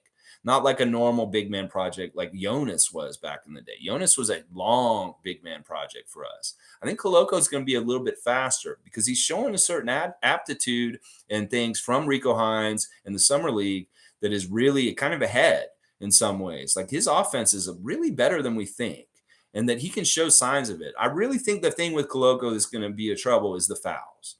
He's going to get tons and tons of fouls. And it sounds like what Nick Nurse and them are saying is they want him to foul people as much as possible. I don't know. It's a weird thing. But I agree with Fun Guy that people are going to remember us drafting Koloko in the second round this year in years to come. And they're going to be like, wow, another one for Bobby and Masai, just knocking it out of the park. This is a second round pick. How did they get this guy in the second round? That is what they're going to say in the years to come about Koloko. I really believe that. It just looks like it. You see, like he reminds me of Mutombo sometimes. just in how much he diverts people from not wanting to come to the basket. That is totally a Mutombo thing. Mutombo just being there next to the basket made people like, I'm not going to the basket. Well, it's the same kind of thing with Koloko. And then boom, if you put him out there with Chris Boucher, and you got them on both sides, you got Christian on the strong side, and you got Boucher on the weak side. Nobody's getting in there. Nobody's going to be able to shoot over them because they're going to be blocking everybody out of there and stuff like that. Lolita saying, I was just rewatching OG's funny interview. He just tickles my funny bone. So funny. Scotty's been watching the OG funniest moments clips. In fact, I think it was Isaac Campbell and I that were suggesting it in there the other day, and he did. He watched the second one this weekend, and it wasn't as funny as the first one, but he's reacting to it. It's really funny to see how much he loves OG. Like he really loves OG. In fact, somebody asked him yesterday, "How's OG doing?" He's saying, "Oh, OG's doing great. He's just working out. I've seen him. He's doing good." So Scotty gave us an update on OG on his Twitch yesterday. And he's saying, yeah, he's just working out. He's doing good and stuff like that. So, OG and Scotty's friendship's probably really cool, like privately, like up close. Like the way they talk to each other and the way they interact and stuff is probably really hilarious in some ways and stuff like that. So I wish we could get that more, but maybe some things just need to stay private. I mean, Scotty's so out there with his Twitch now and stuff like that. I worry about him sometimes. I don't want him to be so public, but in a way, I'm really enjoying it in some ways too. Nameless saying, listen, we need OG to play more than 25 games this season. Yes, OG, stay healthy. We can protect you, hopefully, with a better bench and more minutes distributed equally around and stuff like that. OG partly gets injured because of the way he plays. He's such a bull in the china shop. When he's playing, he's like, when he goes to the basket, he's not going around dudes. He's going through them. He's just a very contact kind of person. He just plods around and he's bull. He hits people. He gets physicality thrown at him. And like I said, during the Tampa year, he had to play center. And he was getting hit by guys that were way bigger than him. And this doesn't help him. That's why I worry about him when he's played out of position. He shouldn't be guarding centers, even though he's strong enough and big enough to do it. It's not good for him because these are the kind of things that add to his possibility for being injured. So that's why we need to make sure that he's playing like the 3 or the 2, and at the very worst, the 4. But he should not be at the 5 ever. And he should very rarely be at the 4. He should always be at 2 or 3. In fact, I love him at the 2 because if he's at the 2, that means he's like the second smallest guy on our team. And we're playing some sort of overpowering giant lineup at that point. OG at shooting guard. Hey, that's what I'm talking about. Yeah. All right, let's see. Tom Duke saying, I'm a fun guy. I totally agree. He will be a better scorer too, owning a million putbacks and lobs. Koloko. Yeah. Listen, it was weird. Right near the end of Rico Hines, it seemed like Koloko was all of a sudden saying, all right, now I'm going to play more offensively. And he started doing little hooks and taking little mid-range shots and doing stuff like that. We know he can hit a three-pointer at the top of the key, that we've seen him do this. But he has some offensive moves that we are going to be really shocked by.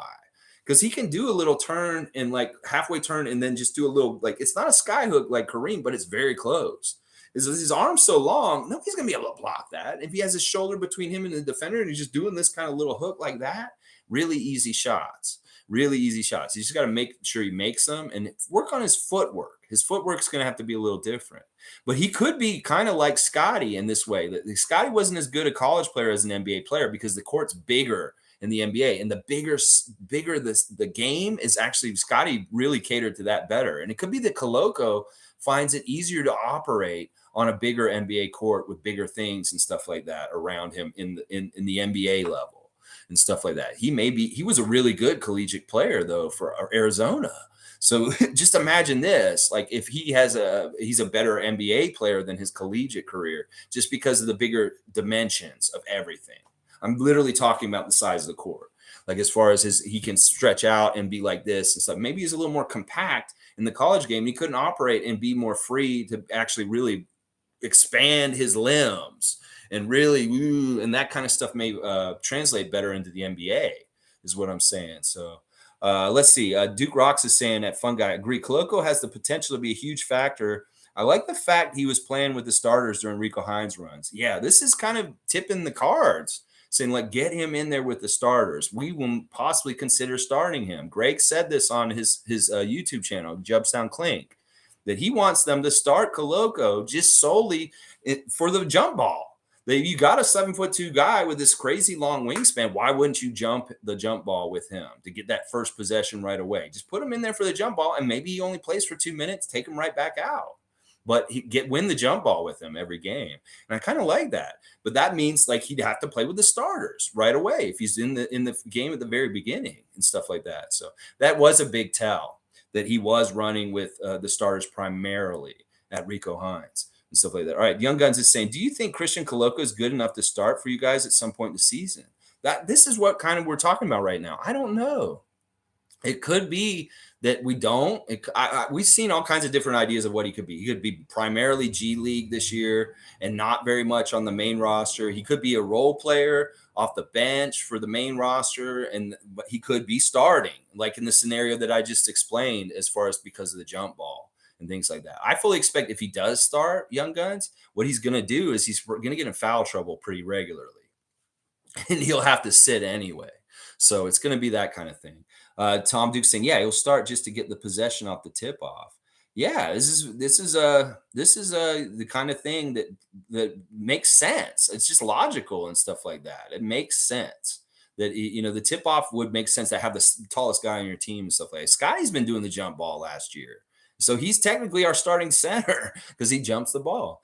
Click saying the 2K grind is serious. It is very serious. It is so serious. I mean, Scotty right away getting on the 2K at midnight on Thursday night. He's playing with Aiden Ross that night, a huge Twitch streamer. Then on Saturday, he's playing with Flight, another huge Twitch streamer. He's becoming a real Twitch celebrity himself, Scotty. And he is like ranked, I think he was ranked the #1 Twitch streamer this past weekend because of his numbers and how many people are coming in and watching him. Possibly because Flight's people came in and jumped in his chat, and he had like 1,000 people in his Twitch stream all of a sudden, stuff like that. So it is very serious, and Scotty does take this very seriously. It's like he's probably got priorities like OVO, workout, like his regular real life Raptor stuff, and then right after that, it's like eating and sleeping. But 2K grind is right there with it. Like these are his priorities right now. Let's see. Young Guns is saying, why doesn't Scotty stream games on YouTube? What's so good about Twitch? Well, YouTube's a little bit more like stringent, and they're a little bit weird with copyrights and stuff like that. And Twitch is built for video game playing through streaming and stuff. So it's a lot of that stuff. He does post, he has a YouTube channel and he has some content in that way, but it's a different kind of thing. It's different, platforms for different things. Your IG's for this, your Facebook's for this, his YouTube's for this, his Twitch is for this. And Twitch is really his platform. He's really taken to it. He didn't do it at all during the year last year. And then we ended the playoffs and he tried it out for the first time. It was like Tyrese Halliburton was talking to him about it in that segment. He's saying, you Twitch? He's like, no, I don't Twitch, but I'm thinking about doing it. And then, he really was thinking about doing it because he's taken to it like a duck to water. And it's just fat ass. It's so fun. It's so badass. Duke saying, I think Koloko will need about half the season to adjust to the NBA game, and Omari thinks he'll start day one. Wow, this could be a good segment we could do leading up to the season. What is Koloko going to be doing? And we can all predict it. Maybe this will be a Thursday think tank. Christian Koloko, what is his role on the Toronto Raptors this season? Let's see what different opinions and what people think, and we'll see who throws what at the dartboard and see who's most correct on the bullseye when it happens and stuff. Because there is a lot of speculation. It could be very much right from starting day one, like Omari's saying, all the way down to he doesn't even barely play on the main roster and he's just a G League superstar and stuff like that. In some ways, I kind of like that idea. I want him to go down there and do a season like Chris had in the G League. Chris Boucher was the MVP and Defensive Player of the Year in the G League one year. And I think Koloko could repeat both awards for him if he played in the G League mostly this year. And in some ways, that may be better for his development long term than throwing him right in the fire right away, like Omari's saying, and starting him. Let him go down there and dominate the G League and get a lot of good confidence and do it in stair steps, getting to here with us in the main roster and stuff like that. So it's very interesting. We'll talk about this more and we'll figure it out. So we'll have to see what Nick Nurse and them figure it out and what they want to do. Click saying the shootings were bound to happen with all the rappers in the city. That don't that don't get along, but it could have been way worse. Yeah, I haven't heard a whole lot about it. I just heard there was some shootings there and stuff like that. Hopefully nobody died. Maybe it was just somebody got shot and they went to the hospital and they're okay. Stuff like that. I don't know. I just heard that there was a shooting and stuff like that.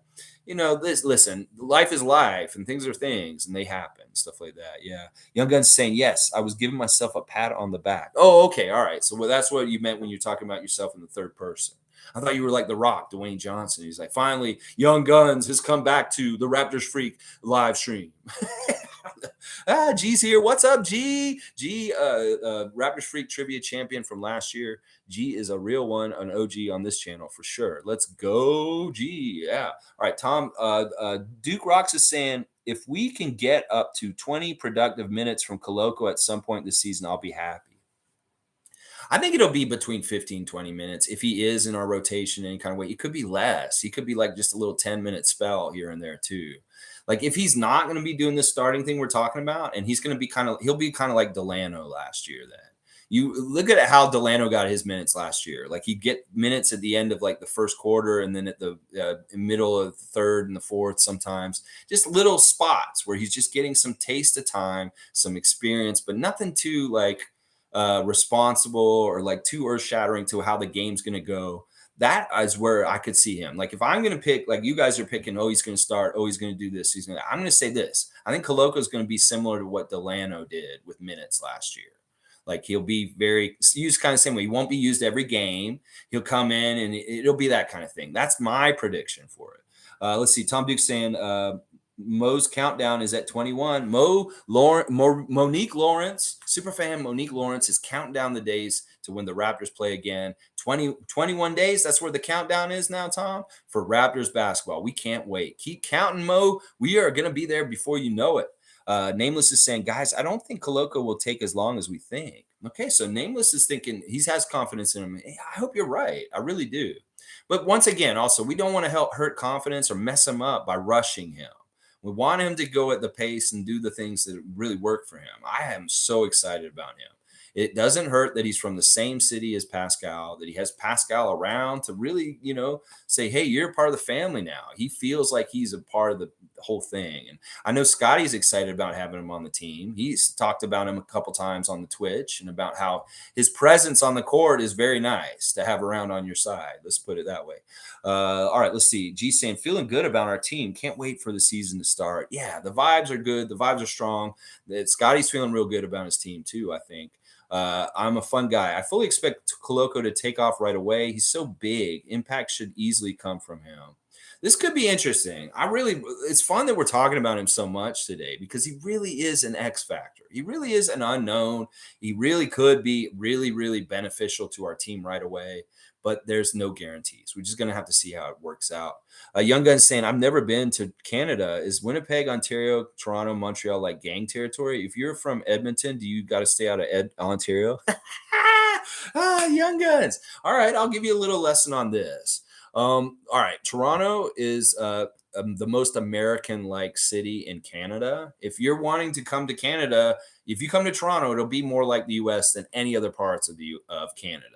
And Toronto has the worst gun problem in the country in a lot of ways. I know Vancouver and Winnipeg and Montreal have issues in certain ways, but Toronto is really the gateway city to the U.S. That we get all our gun problems here from y'all. That the guns being so abundant in the United States, illegal guns come across our border constantly. And that we blame y'all for our gun problems because we have gun control up here. We don't have companies over making guns and manufacturing them and selling them public in an irresponsible way like the United States does. So a lot of these problems are coming from y'all.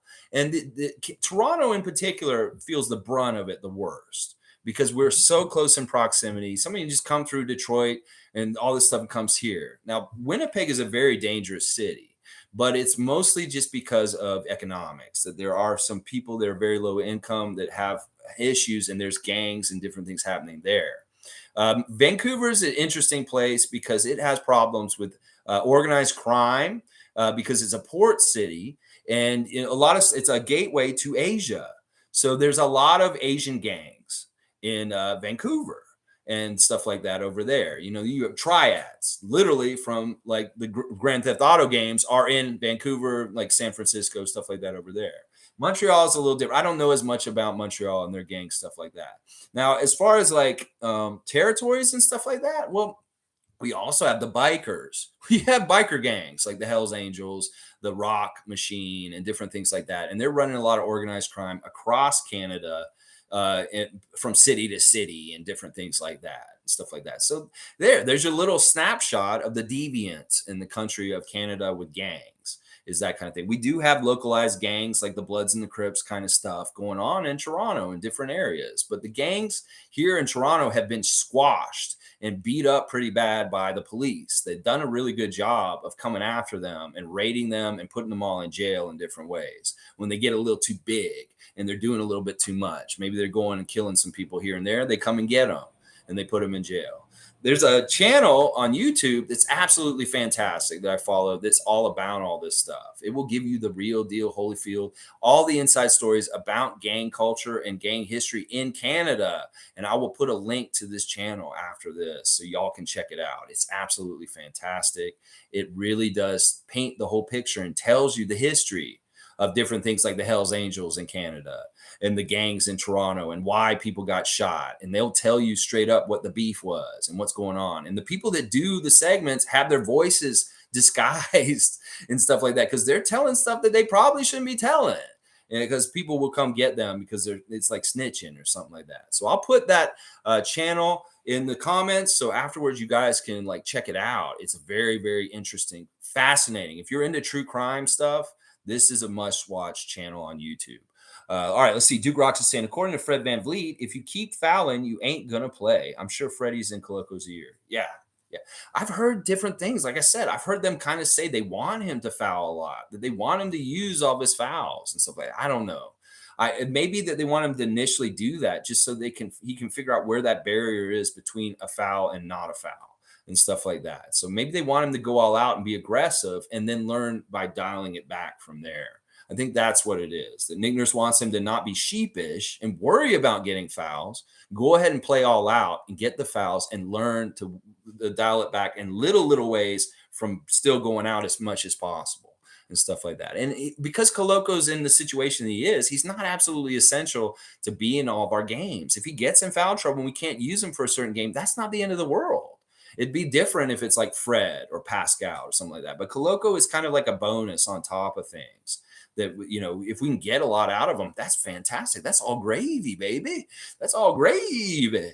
All right. Nameless is saying, gee, this is going to be the best version of the Raptors since the championship. I really do believe in what Nameless just said. Like, this isn't just me pie in the sky thinking this team is built to win.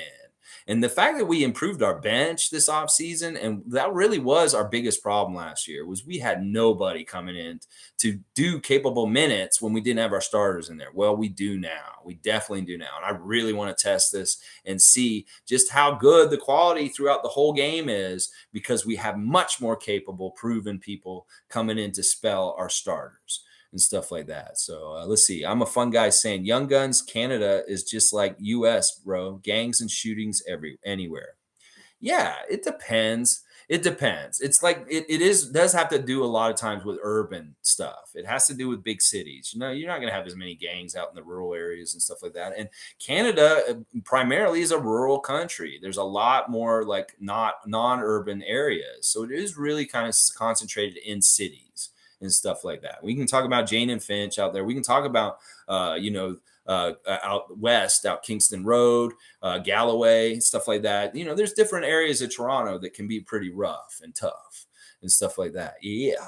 Let's see. Rank Scrub saying, provincially, if you're from Alberta, you're the enemy of the rest of Canada. In other provinces, mines excluding Saskatchewan. There's a lot of people that hate Toronto across Canada. My uncle in Winnipeg hates Toronto. He does not want to come here. He hates this country, his city, and stuff like that. There's weird hate in different ways and different things. Like people in Ontario hate Toronto because they think the city folk think they're better than them. You think you're better than me, city folk in Toronto? Stuff like that. It's so dumb. Some of this stuff like that, like it really pisses me off in some ways. But I don't know.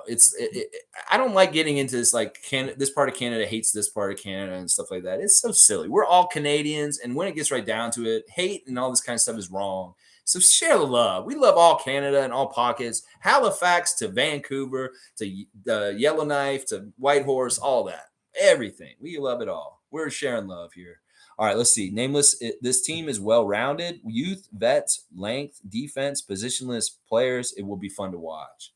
I want to see more positionless players. And that's why I keep saying, let's cut smaller guys. Let's keep these big guys because then for sure the guys that are coming in will fit the positionless scheme. Because I want to see a higher percentage of the time that the Raptors play in a positionless scheme. Sure, Fred kind of hurts that if he's playing heavy minutes. But if Fred's not out on the court, I kind of in some ways want to say we're always positionless without Fred out there and stuff like that. And that may hurt Malachi's chances to play a lot.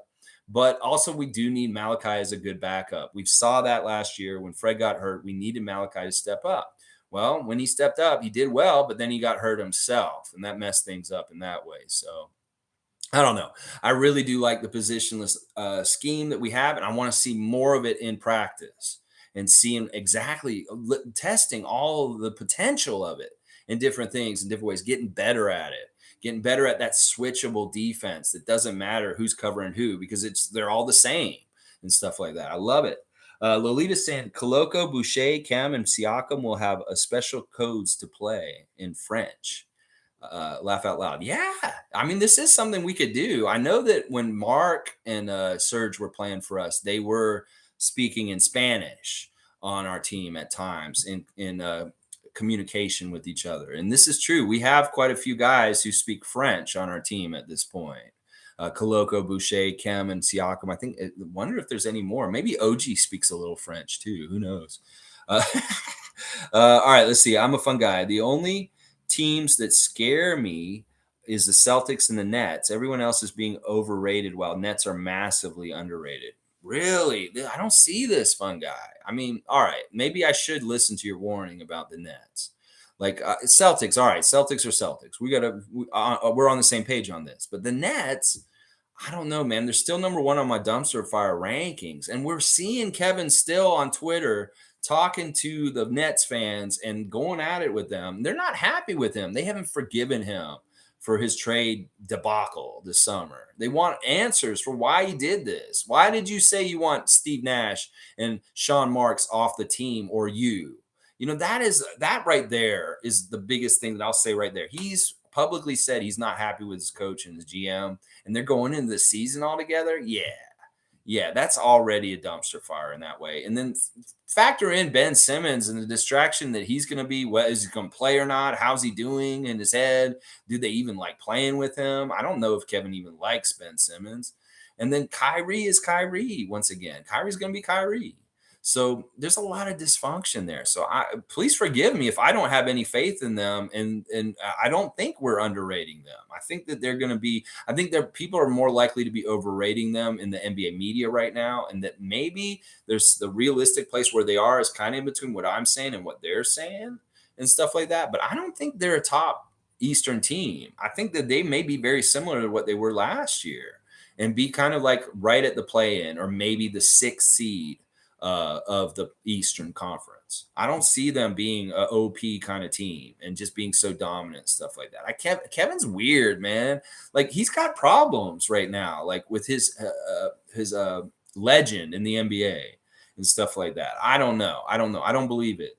But I will take your warning, and we'll see if you're right that the Nets are actually back and somebody who's really a force in the Eastern Conference. But I don't believe that. I don't myself. They got to prove it to me and stuff like that. They don't just automatically get to say, okay, you guys are functional and doing well again, because they're not. They don't have any track record of being a functional good team right now from last year or the year before. And they look at the people they had on their team, on their roster. They had Harden, they had this, they had that. They had really good super teams, and they were absolute failures. So why wouldn't I think they'd be a three-peat as a super team failure this year? A three-peat. That's their three-peat. Them and the Lakers are three-peating as dumpster fires is what I'm predicting this year. All right, let's see. But you know what? Fun guy could be very much right. And I am going to listen to him. And if he's right, I'm going to give him the credit later. that we should have listened to him about the Nets. All right, let's see. Do, do, do, do, do, do, do, do. All right, where are we at? Where are we at? Where are we at? I gotta get right. I know you guys are way ahead. I love this. Leslie's saying at Young Guns, you can come to any province in Canada. You will feel welcome no matter where you go. This is one thing I want to say. Even though we were talking about gang violence in Canada and Toronto, this is such a very safe city still. Like you are very much very safe in this city compared to most major US cities and stuff like that. You can go around and be all right. Like I don't want to get it twisted where people think that it's not safe to be in Toronto. It's not.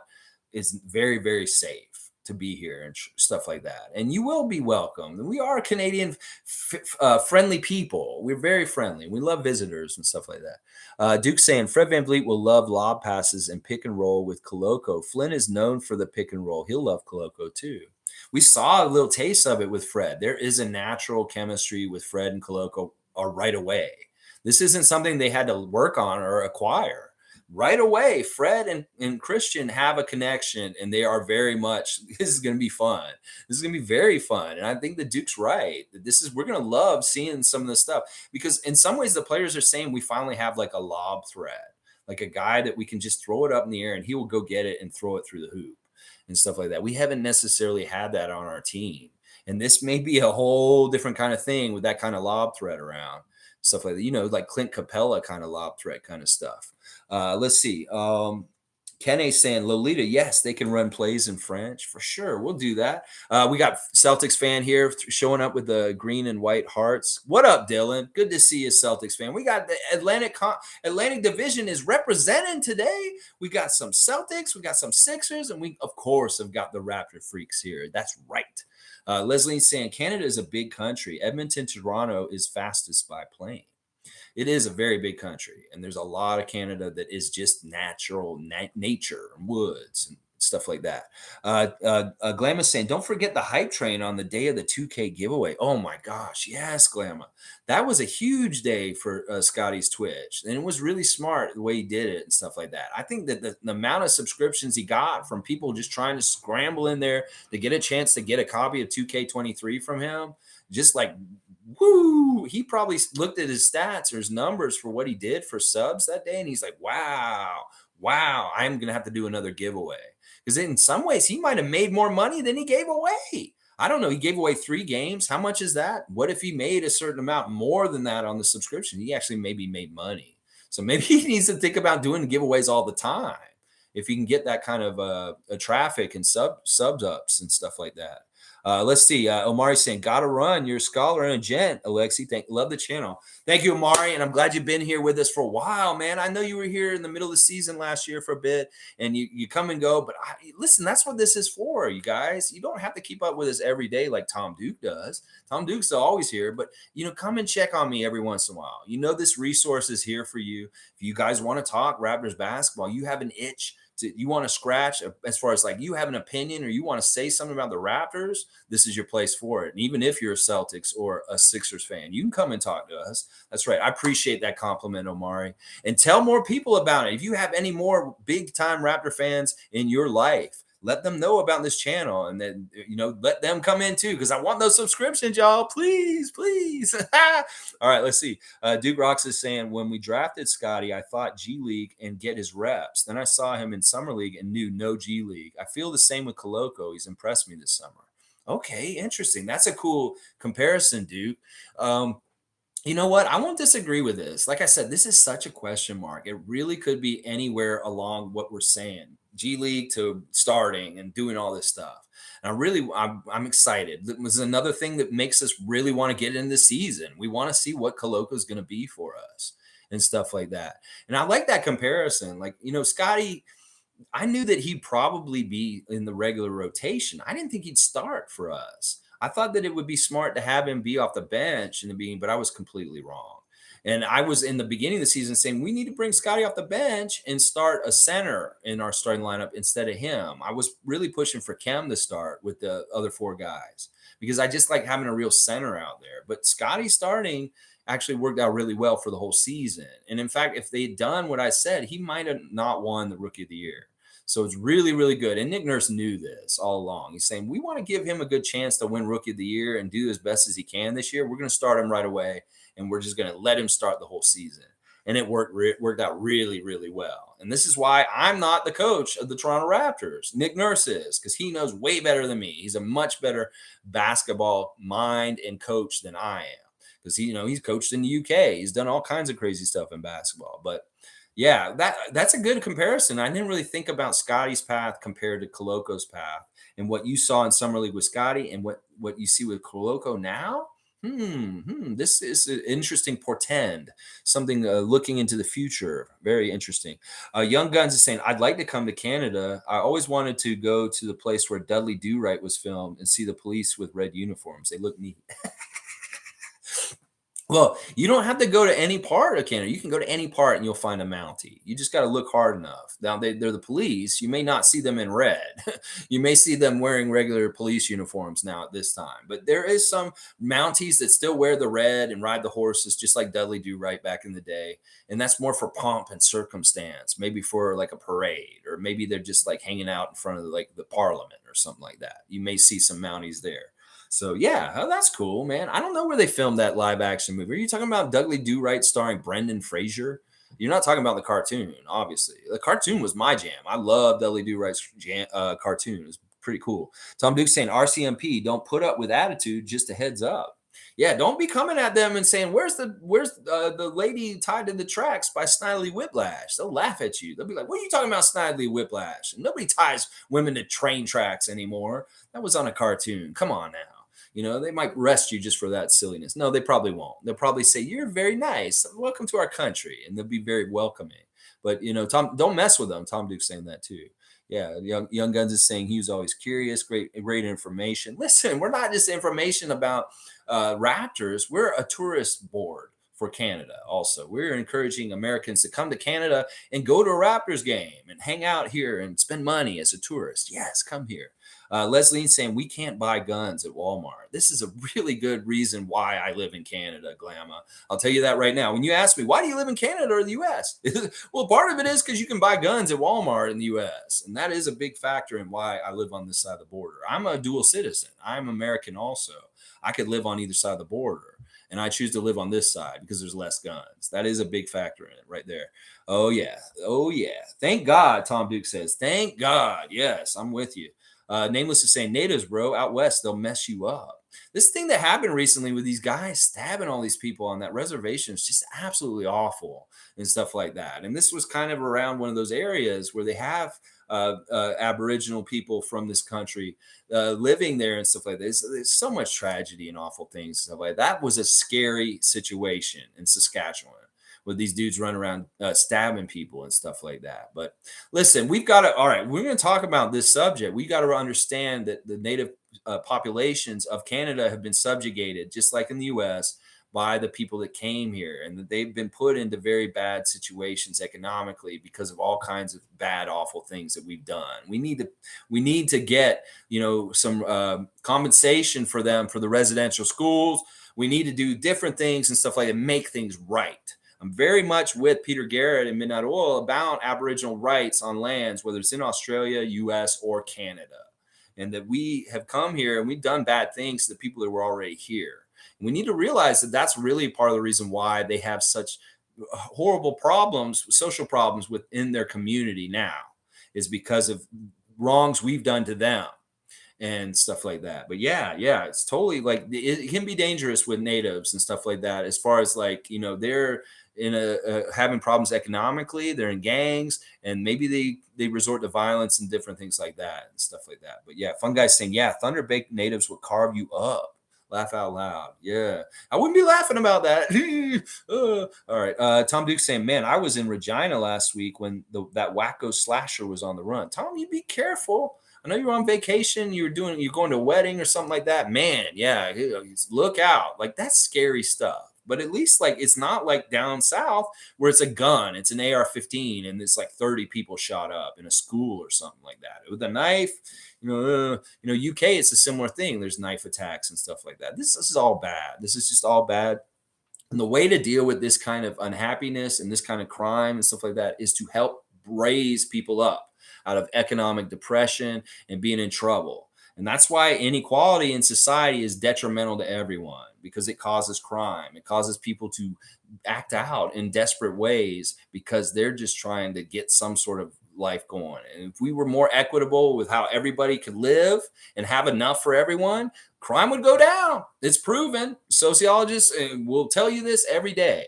So if we did more to help people economically, crime would go down everywhere, especially in the native populations in Canada. Stuff like that. All right, let's keep going. Young Guns is saying, "Wow, I'm really in the dark. I just thought everybody in Canada handled their differences over a handshake and breakfast." Well, I mean, we're a very varied country, just like the U.S. We have a melting pot here. We have people in Toronto from every single nook and cranny and country in the world here in the city. I'm a Florida Canadian. That just shows our diversity and stuff like that. Yeah, Name was saying there's no igloos here either, bro.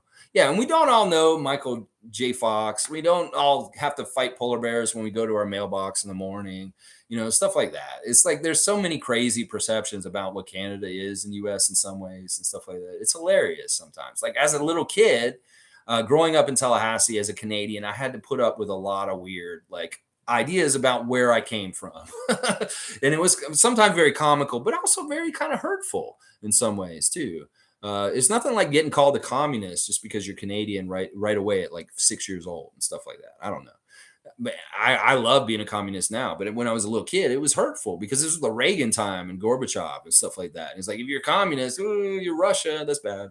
All right, let's see. Tom Duke has got a maple leaf. He's got the oil drum with the syrup. He's got the waffles out. He's got a couple of they look like daiquiris or Mai Tais or Long Island iced teas. And he's saying, oh, we're all about getting together and getting these mimosas or whatever they are with the stack of the flapjacks and the waffles. And we're getting that 100% Canadian maple syrup and we're pouring it on real thick on top of that flapjack stack. And we're thinking about that's the lead we want to pour on top of the Philadelphia 76ers when we play them this year. We want to get a nice, good, thick 100% Canadian maple syrup lead on you guys and just start pouring it on real thick and get that pat of butter at the end. Pop, stick it on the top of it and the game's over and we won by like 20 over Philadelphia. That's what Tom is saying with those little animations right there. That is his language, his rebus language. I can read it. I can interpret it just like these guys are going to be speaking French between each other on the court and nobody can know what they're saying. I know how to read Tom Duke's language here. Young Gun saying, my mom went to Niagara Falls and she said the Canada side was much nicer than the America side. Well, this is true. Yeah. And Nameless is saying this is very true. It's because the American side's smaller. I don't know, you can get into size envy here or something like that. The Canadian side is bigger than the American side. Much more picturesque, much more. That is the Niagara Falls that everybody goes to, is the Canadian Falls. The American Falls is nice. Go ahead. If you're xenophobe and you're like, I ain't going to Canada, you go ahead and just go to the American Falls. You can just enjoy that side. But I hate Canada. It's another country. I'm American. I'm America. And they won't go across. Okay, then you just enjoy the American side. Then you don't get to see the Canadian side because you're ugly and hateful towards anybody other than America. Stuff like that. That's funny. Nameless is saying, I thought we needed to cut all the smaller roster players too, Lex, until you said we need a couple to chase around other small players. And I thought that's exactly right. It makes a lot of sense. Well, I hope Malachi can just be this dude. I mean, Jeff Doughton can do this also. And I think that's enough depth right there. It's not like we needed Armani also. It's not like we need to go and free agent or trade and get some dude because there's a need. There's not a need, really. If we got Fred, we got Malachi, and then we got Jeff Doughton, and then kind of Gary can be this guy also and stuff like that. We've got enough depth in this need and this want and stuff like that. But you're right, Nameless. It's like this was a problem in the midseason when Fred and Malachi were both hurt, and that's why we had to go get Armani Brooks, because we didn't have any small guard to do the small guard chasing. G saying, yes, Fred is one of the best point guard defenders in the league. Tougher for the tall guys to get low and keep their speed too. Yeah, Scotty loves picking guys up 94 feet, like full court pressing. He's talking about it on his stream all weekend. He's like, he's doing it in the video game. And he's saying, yeah, I do this in real life. And he really does. He loves full court pressing. He doesn't care what part of this game is. He's all about being that dog and being right up on them and just bugging the hell out of them as soon as they come across the court. And he's very imposing when he does this and stuff like that. But you're right. In some ways, Scotty has a trouble getting down low enough, that, like a Muggsy Bogues level of being really low. That was part of the reason why Muggsy played on a whole other level. He's playing below everybody's level and just being faster and everything. That's the thing. Getting down low and trying to get after somebody like Maxey is easier for Fred, Malachi, Gary Trent, Jeff Doughton Jr. than, OG, Scotty, Pascal. They got to bend their back. They got to get, oh, my back. We don't want any of that, though.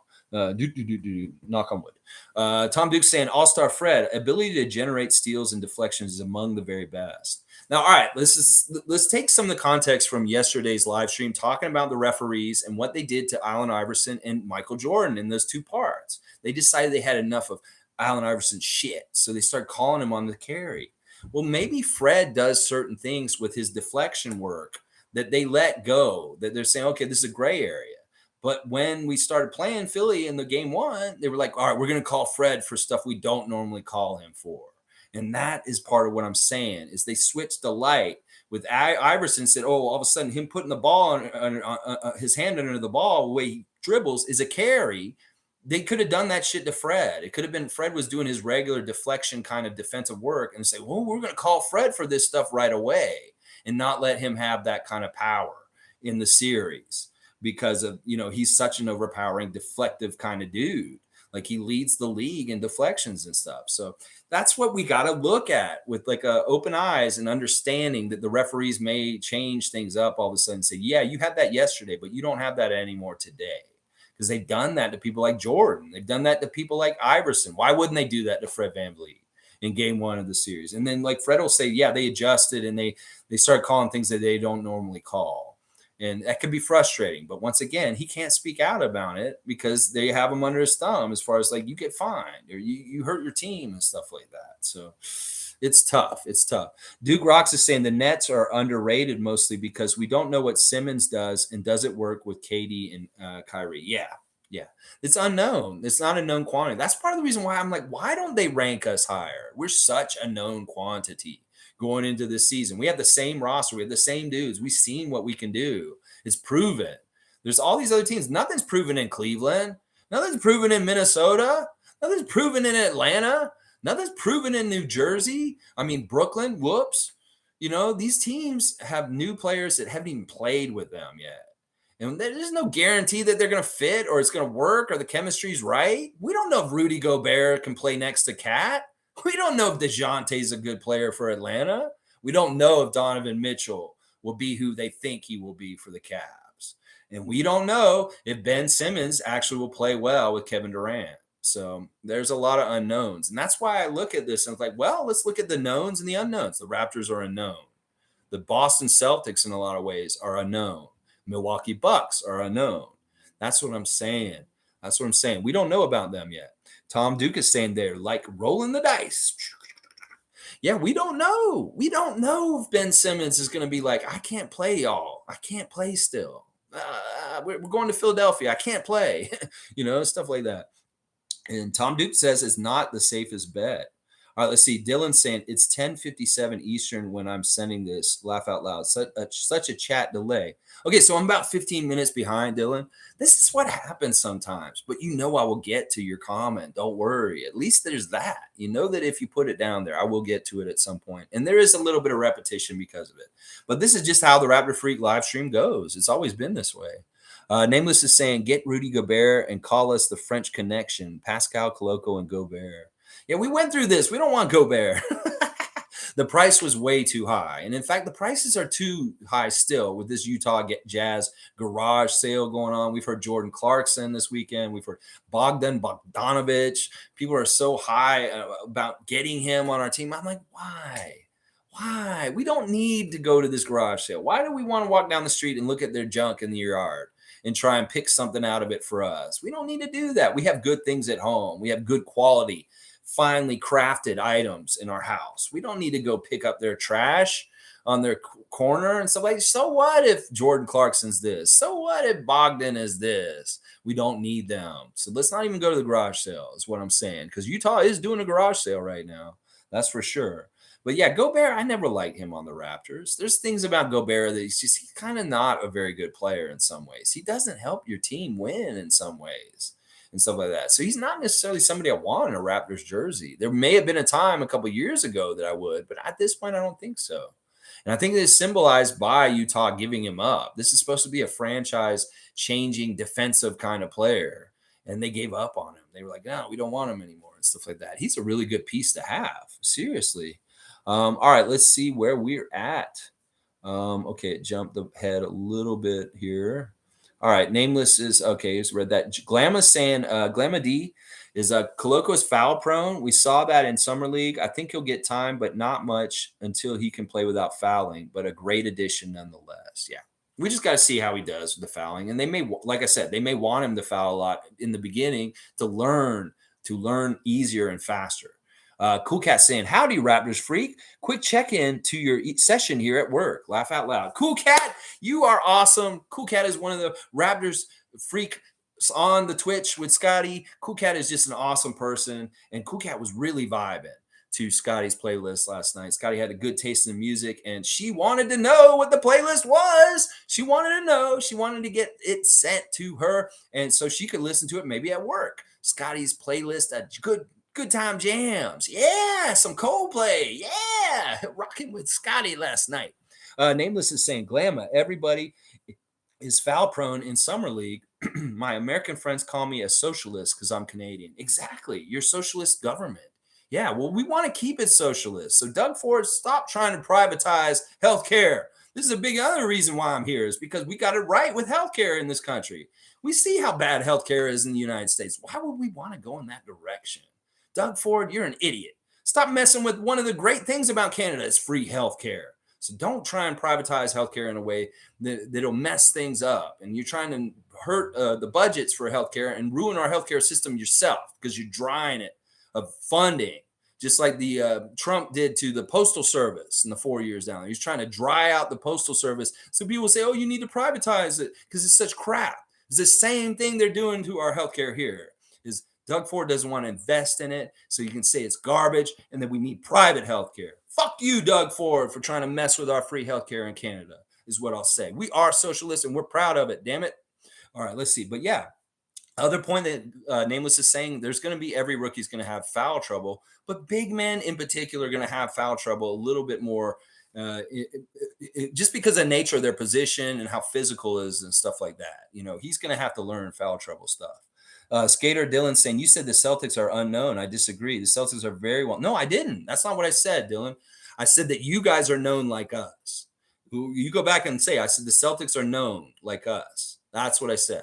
Now we know that Gallinari's not going to be playing for y'all, even though he was one of your big free agent acquisitions this summer, that he hurt himself playing for Italy over in Euro basketball. And he's probably not going to play this year, just like Chet isn't.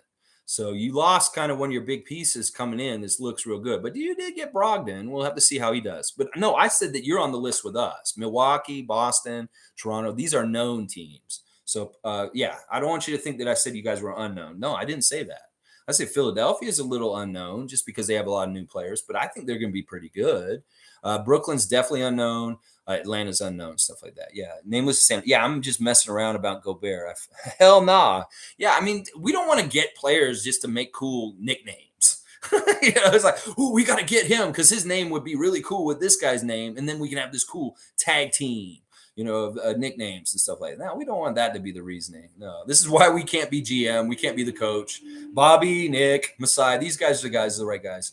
Leslie's saying, is Ben Simmons going to play? Is Joel Embiid in shape? Cleveland, Toronto has improved quietly and strategically. Exactly. There's unknowns here. Ben Simmons, is he the enigma? What is he going to actually show up? He could just say, I'm not ready yet, guys. I'm not ready. When do we play our games in Philadelphia? Then I'll be ready after that. It'd be as simple as that. Joel Embiid probably will be in shape. That's not something I'm probably going to question. I mean, he looked really in shape right away at the beginning of the season last year. So I think he's really motivated. Cleveland, yeah, Cleveland's all kinds of question marks. We just seen Lauri Markkanen kill it for Finland this weekend, like a huge game, helping them beat win their game and go forward in the tournament over in Euro basketball. Laurie Markkinen may be somebody that Cleveland regrets losing, along with Colin Sexton. I'm just going to say that. Stuff like that. And we are a sure thing. The only thing that'll mess us up is health. That's what I'm saying. It's not going to be chemistry. It's not going to be because we don't think we have the right players or something. We know we got the right players. It's just going to be health that could mess us up. And God forbid that happening this season. Oh my gosh. G saying, yes, I want to keep our picks. Ainge is collecting assets. Exactly. He's fleecing people. He's got these guys who say, yeah, you can have them, but we want picks. We want picks from y'all. We don't need to go there. We're sitting pretty. We're sitting pretty in all the right categories, whether it's our future draft picks, whether it's our young players that we develop right now. They're already on the ground running, bringing them up. Yeah, we're in good shape. Dylan saying, you were comparing the Nets to the Celtics. I can clip it if you want. I just love this channel. Celtics fan loves this channel. We must be doing something right, I guess, or maybe not. No, go back and look. I said that there's unknown teams in this league, and I named Cleveland, Minnesota, Atlanta, and the Nets. And then I turned around and said the Toronto Raptors are a known team, much like the Boston Celtics, the Milwaukee Bucks. That's what I said. That's exactly what I said. You go ahead and clip it. You won't find it. You can go back and look. I did not say that the Celtics are unknown. I know the Celtics are known. Your core is still intact, and you are the same Celtics from last year. Yes. We'll see if you're better or worse. We'll see what happens. But at least it is a known Celtics team. So, yeah. There you go, Dylan. All right, guys, I've gotten to the end of the comments finally. I've caught up with you just under 2 hours. Remembering the 8-game win streak last year for the Raptors, this fantastic win streak. Gary Trent Jr. getting 42 points in that Houston game is a really fun, high-scoring game with lots of fun dunks and lots of youthful energy from the Houston Rockets core. And then our core is still really kind of a young core also. So they were doing all kinds of crazy athletic stuff, lobs, dunks. It wasn't very much a defensive game. But when the game mattered near the end, the Raptors put the clamps on them, stopped them from getting anything going, and we ended up winning by 19 points by the end of it. That was a fantastic streak, 8-game win streak that included 2 wins over the Miami Heat, 2 wins over the Atlanta Hawks, and teams like Charlotte, Oklahoma City, Chicago Bulls. They were all a part of that 8-game win streak. And that this season, we should hope to expect the Raptors to get some really good win streaks going this year also. That this is what we want to do, baby. We want to streak that WWWWW, just like Scotty Barnes, Lloyd, Nardo, Jason, and John are doing on the 2K grind right now. They want streaks, and we want them to with the Raptors this year. Oh, yeah. Nameless saying best Raptors content right here, baby. All right. I appreciate that, Nameless. And on that note, please like, comment, subscribe. If you like anything that I said today, please hit that subscribe button. It is really the thing that you could do to help me the most, because when I get to 1,000 subscribers, this channel, I can have my own URL, and we can do all kinds of other new things with the channel too. So appreciate y'all. Trust in Masai, trust in Bobby, trust in Nick, trust in Fred VanVleet, trust in Scotty Barnes, because he gets really mad if you don't think he's going to win or he's going to be clutch. He does. He really does. This is one of the things I learned about Scotty this summer, is that if you don't believe in him, you would say, oh, you doubted me? How could you doubt me, fam? You know I'm clutch, fam, is what he's saying to us. You got to trust in Scotty Barnes, because he wants you to trust that he is capable and he will do the right thing in the moment to help the Raptors win games, baby. And that's what it's all about. It's not even just about shooting the shot and making it clutch. It's about making the right decisions at every single moment. That's what Scotty's all about. And he's going to do it for us this year. Yeah. All right, cool, cat. I appreciate you helping me out, sharing, and anywhere you can. And like I said, if you have other fans, friends that are fans of the Raptors, or even just the NBA, obviously, because Celtics and Sixers fans enjoying the stream today, tell them about me and let them come on in, and we'll make this family get even bigger. Raptor Freak cult will grow, and there will be, you guys are all Raptor Freaks too. We're all Raptor Freaks because we love this team. We're this passionate that we're crazy enough to watch Twitch for hours with Scotty Barnes when we could be doing all kinds of different things. I could have gone on vacations this summer. I could have done some new hobby and started some new craftsmanship. What was my summer? Spending as much time as possible on Twitch with Scotty Barnes. And I'll tell you what, this has been one of the best summers of my life. And all I did was stay home and watch a 21-year-old play video games. So, yeah, there we go. Have a great day, Tom Duke. Let's see. I make sure I get all this stuff that you guys said right here. Nameless saying Raptor Freak Club is like a cult. like Freemasons. Well, I do have a idea to make hoodies for our channel with a raptor freak and like maybe a raptor with a hood on his head. And we have talked about having sacred ceremonies with orbs and chanting and stuff like that. So yeah, maybe we're not that far off, Nameless. Yeah, maybe we're not that far off. All right, Isaac Campbell, have a great freaking Monday and let's go Raptors!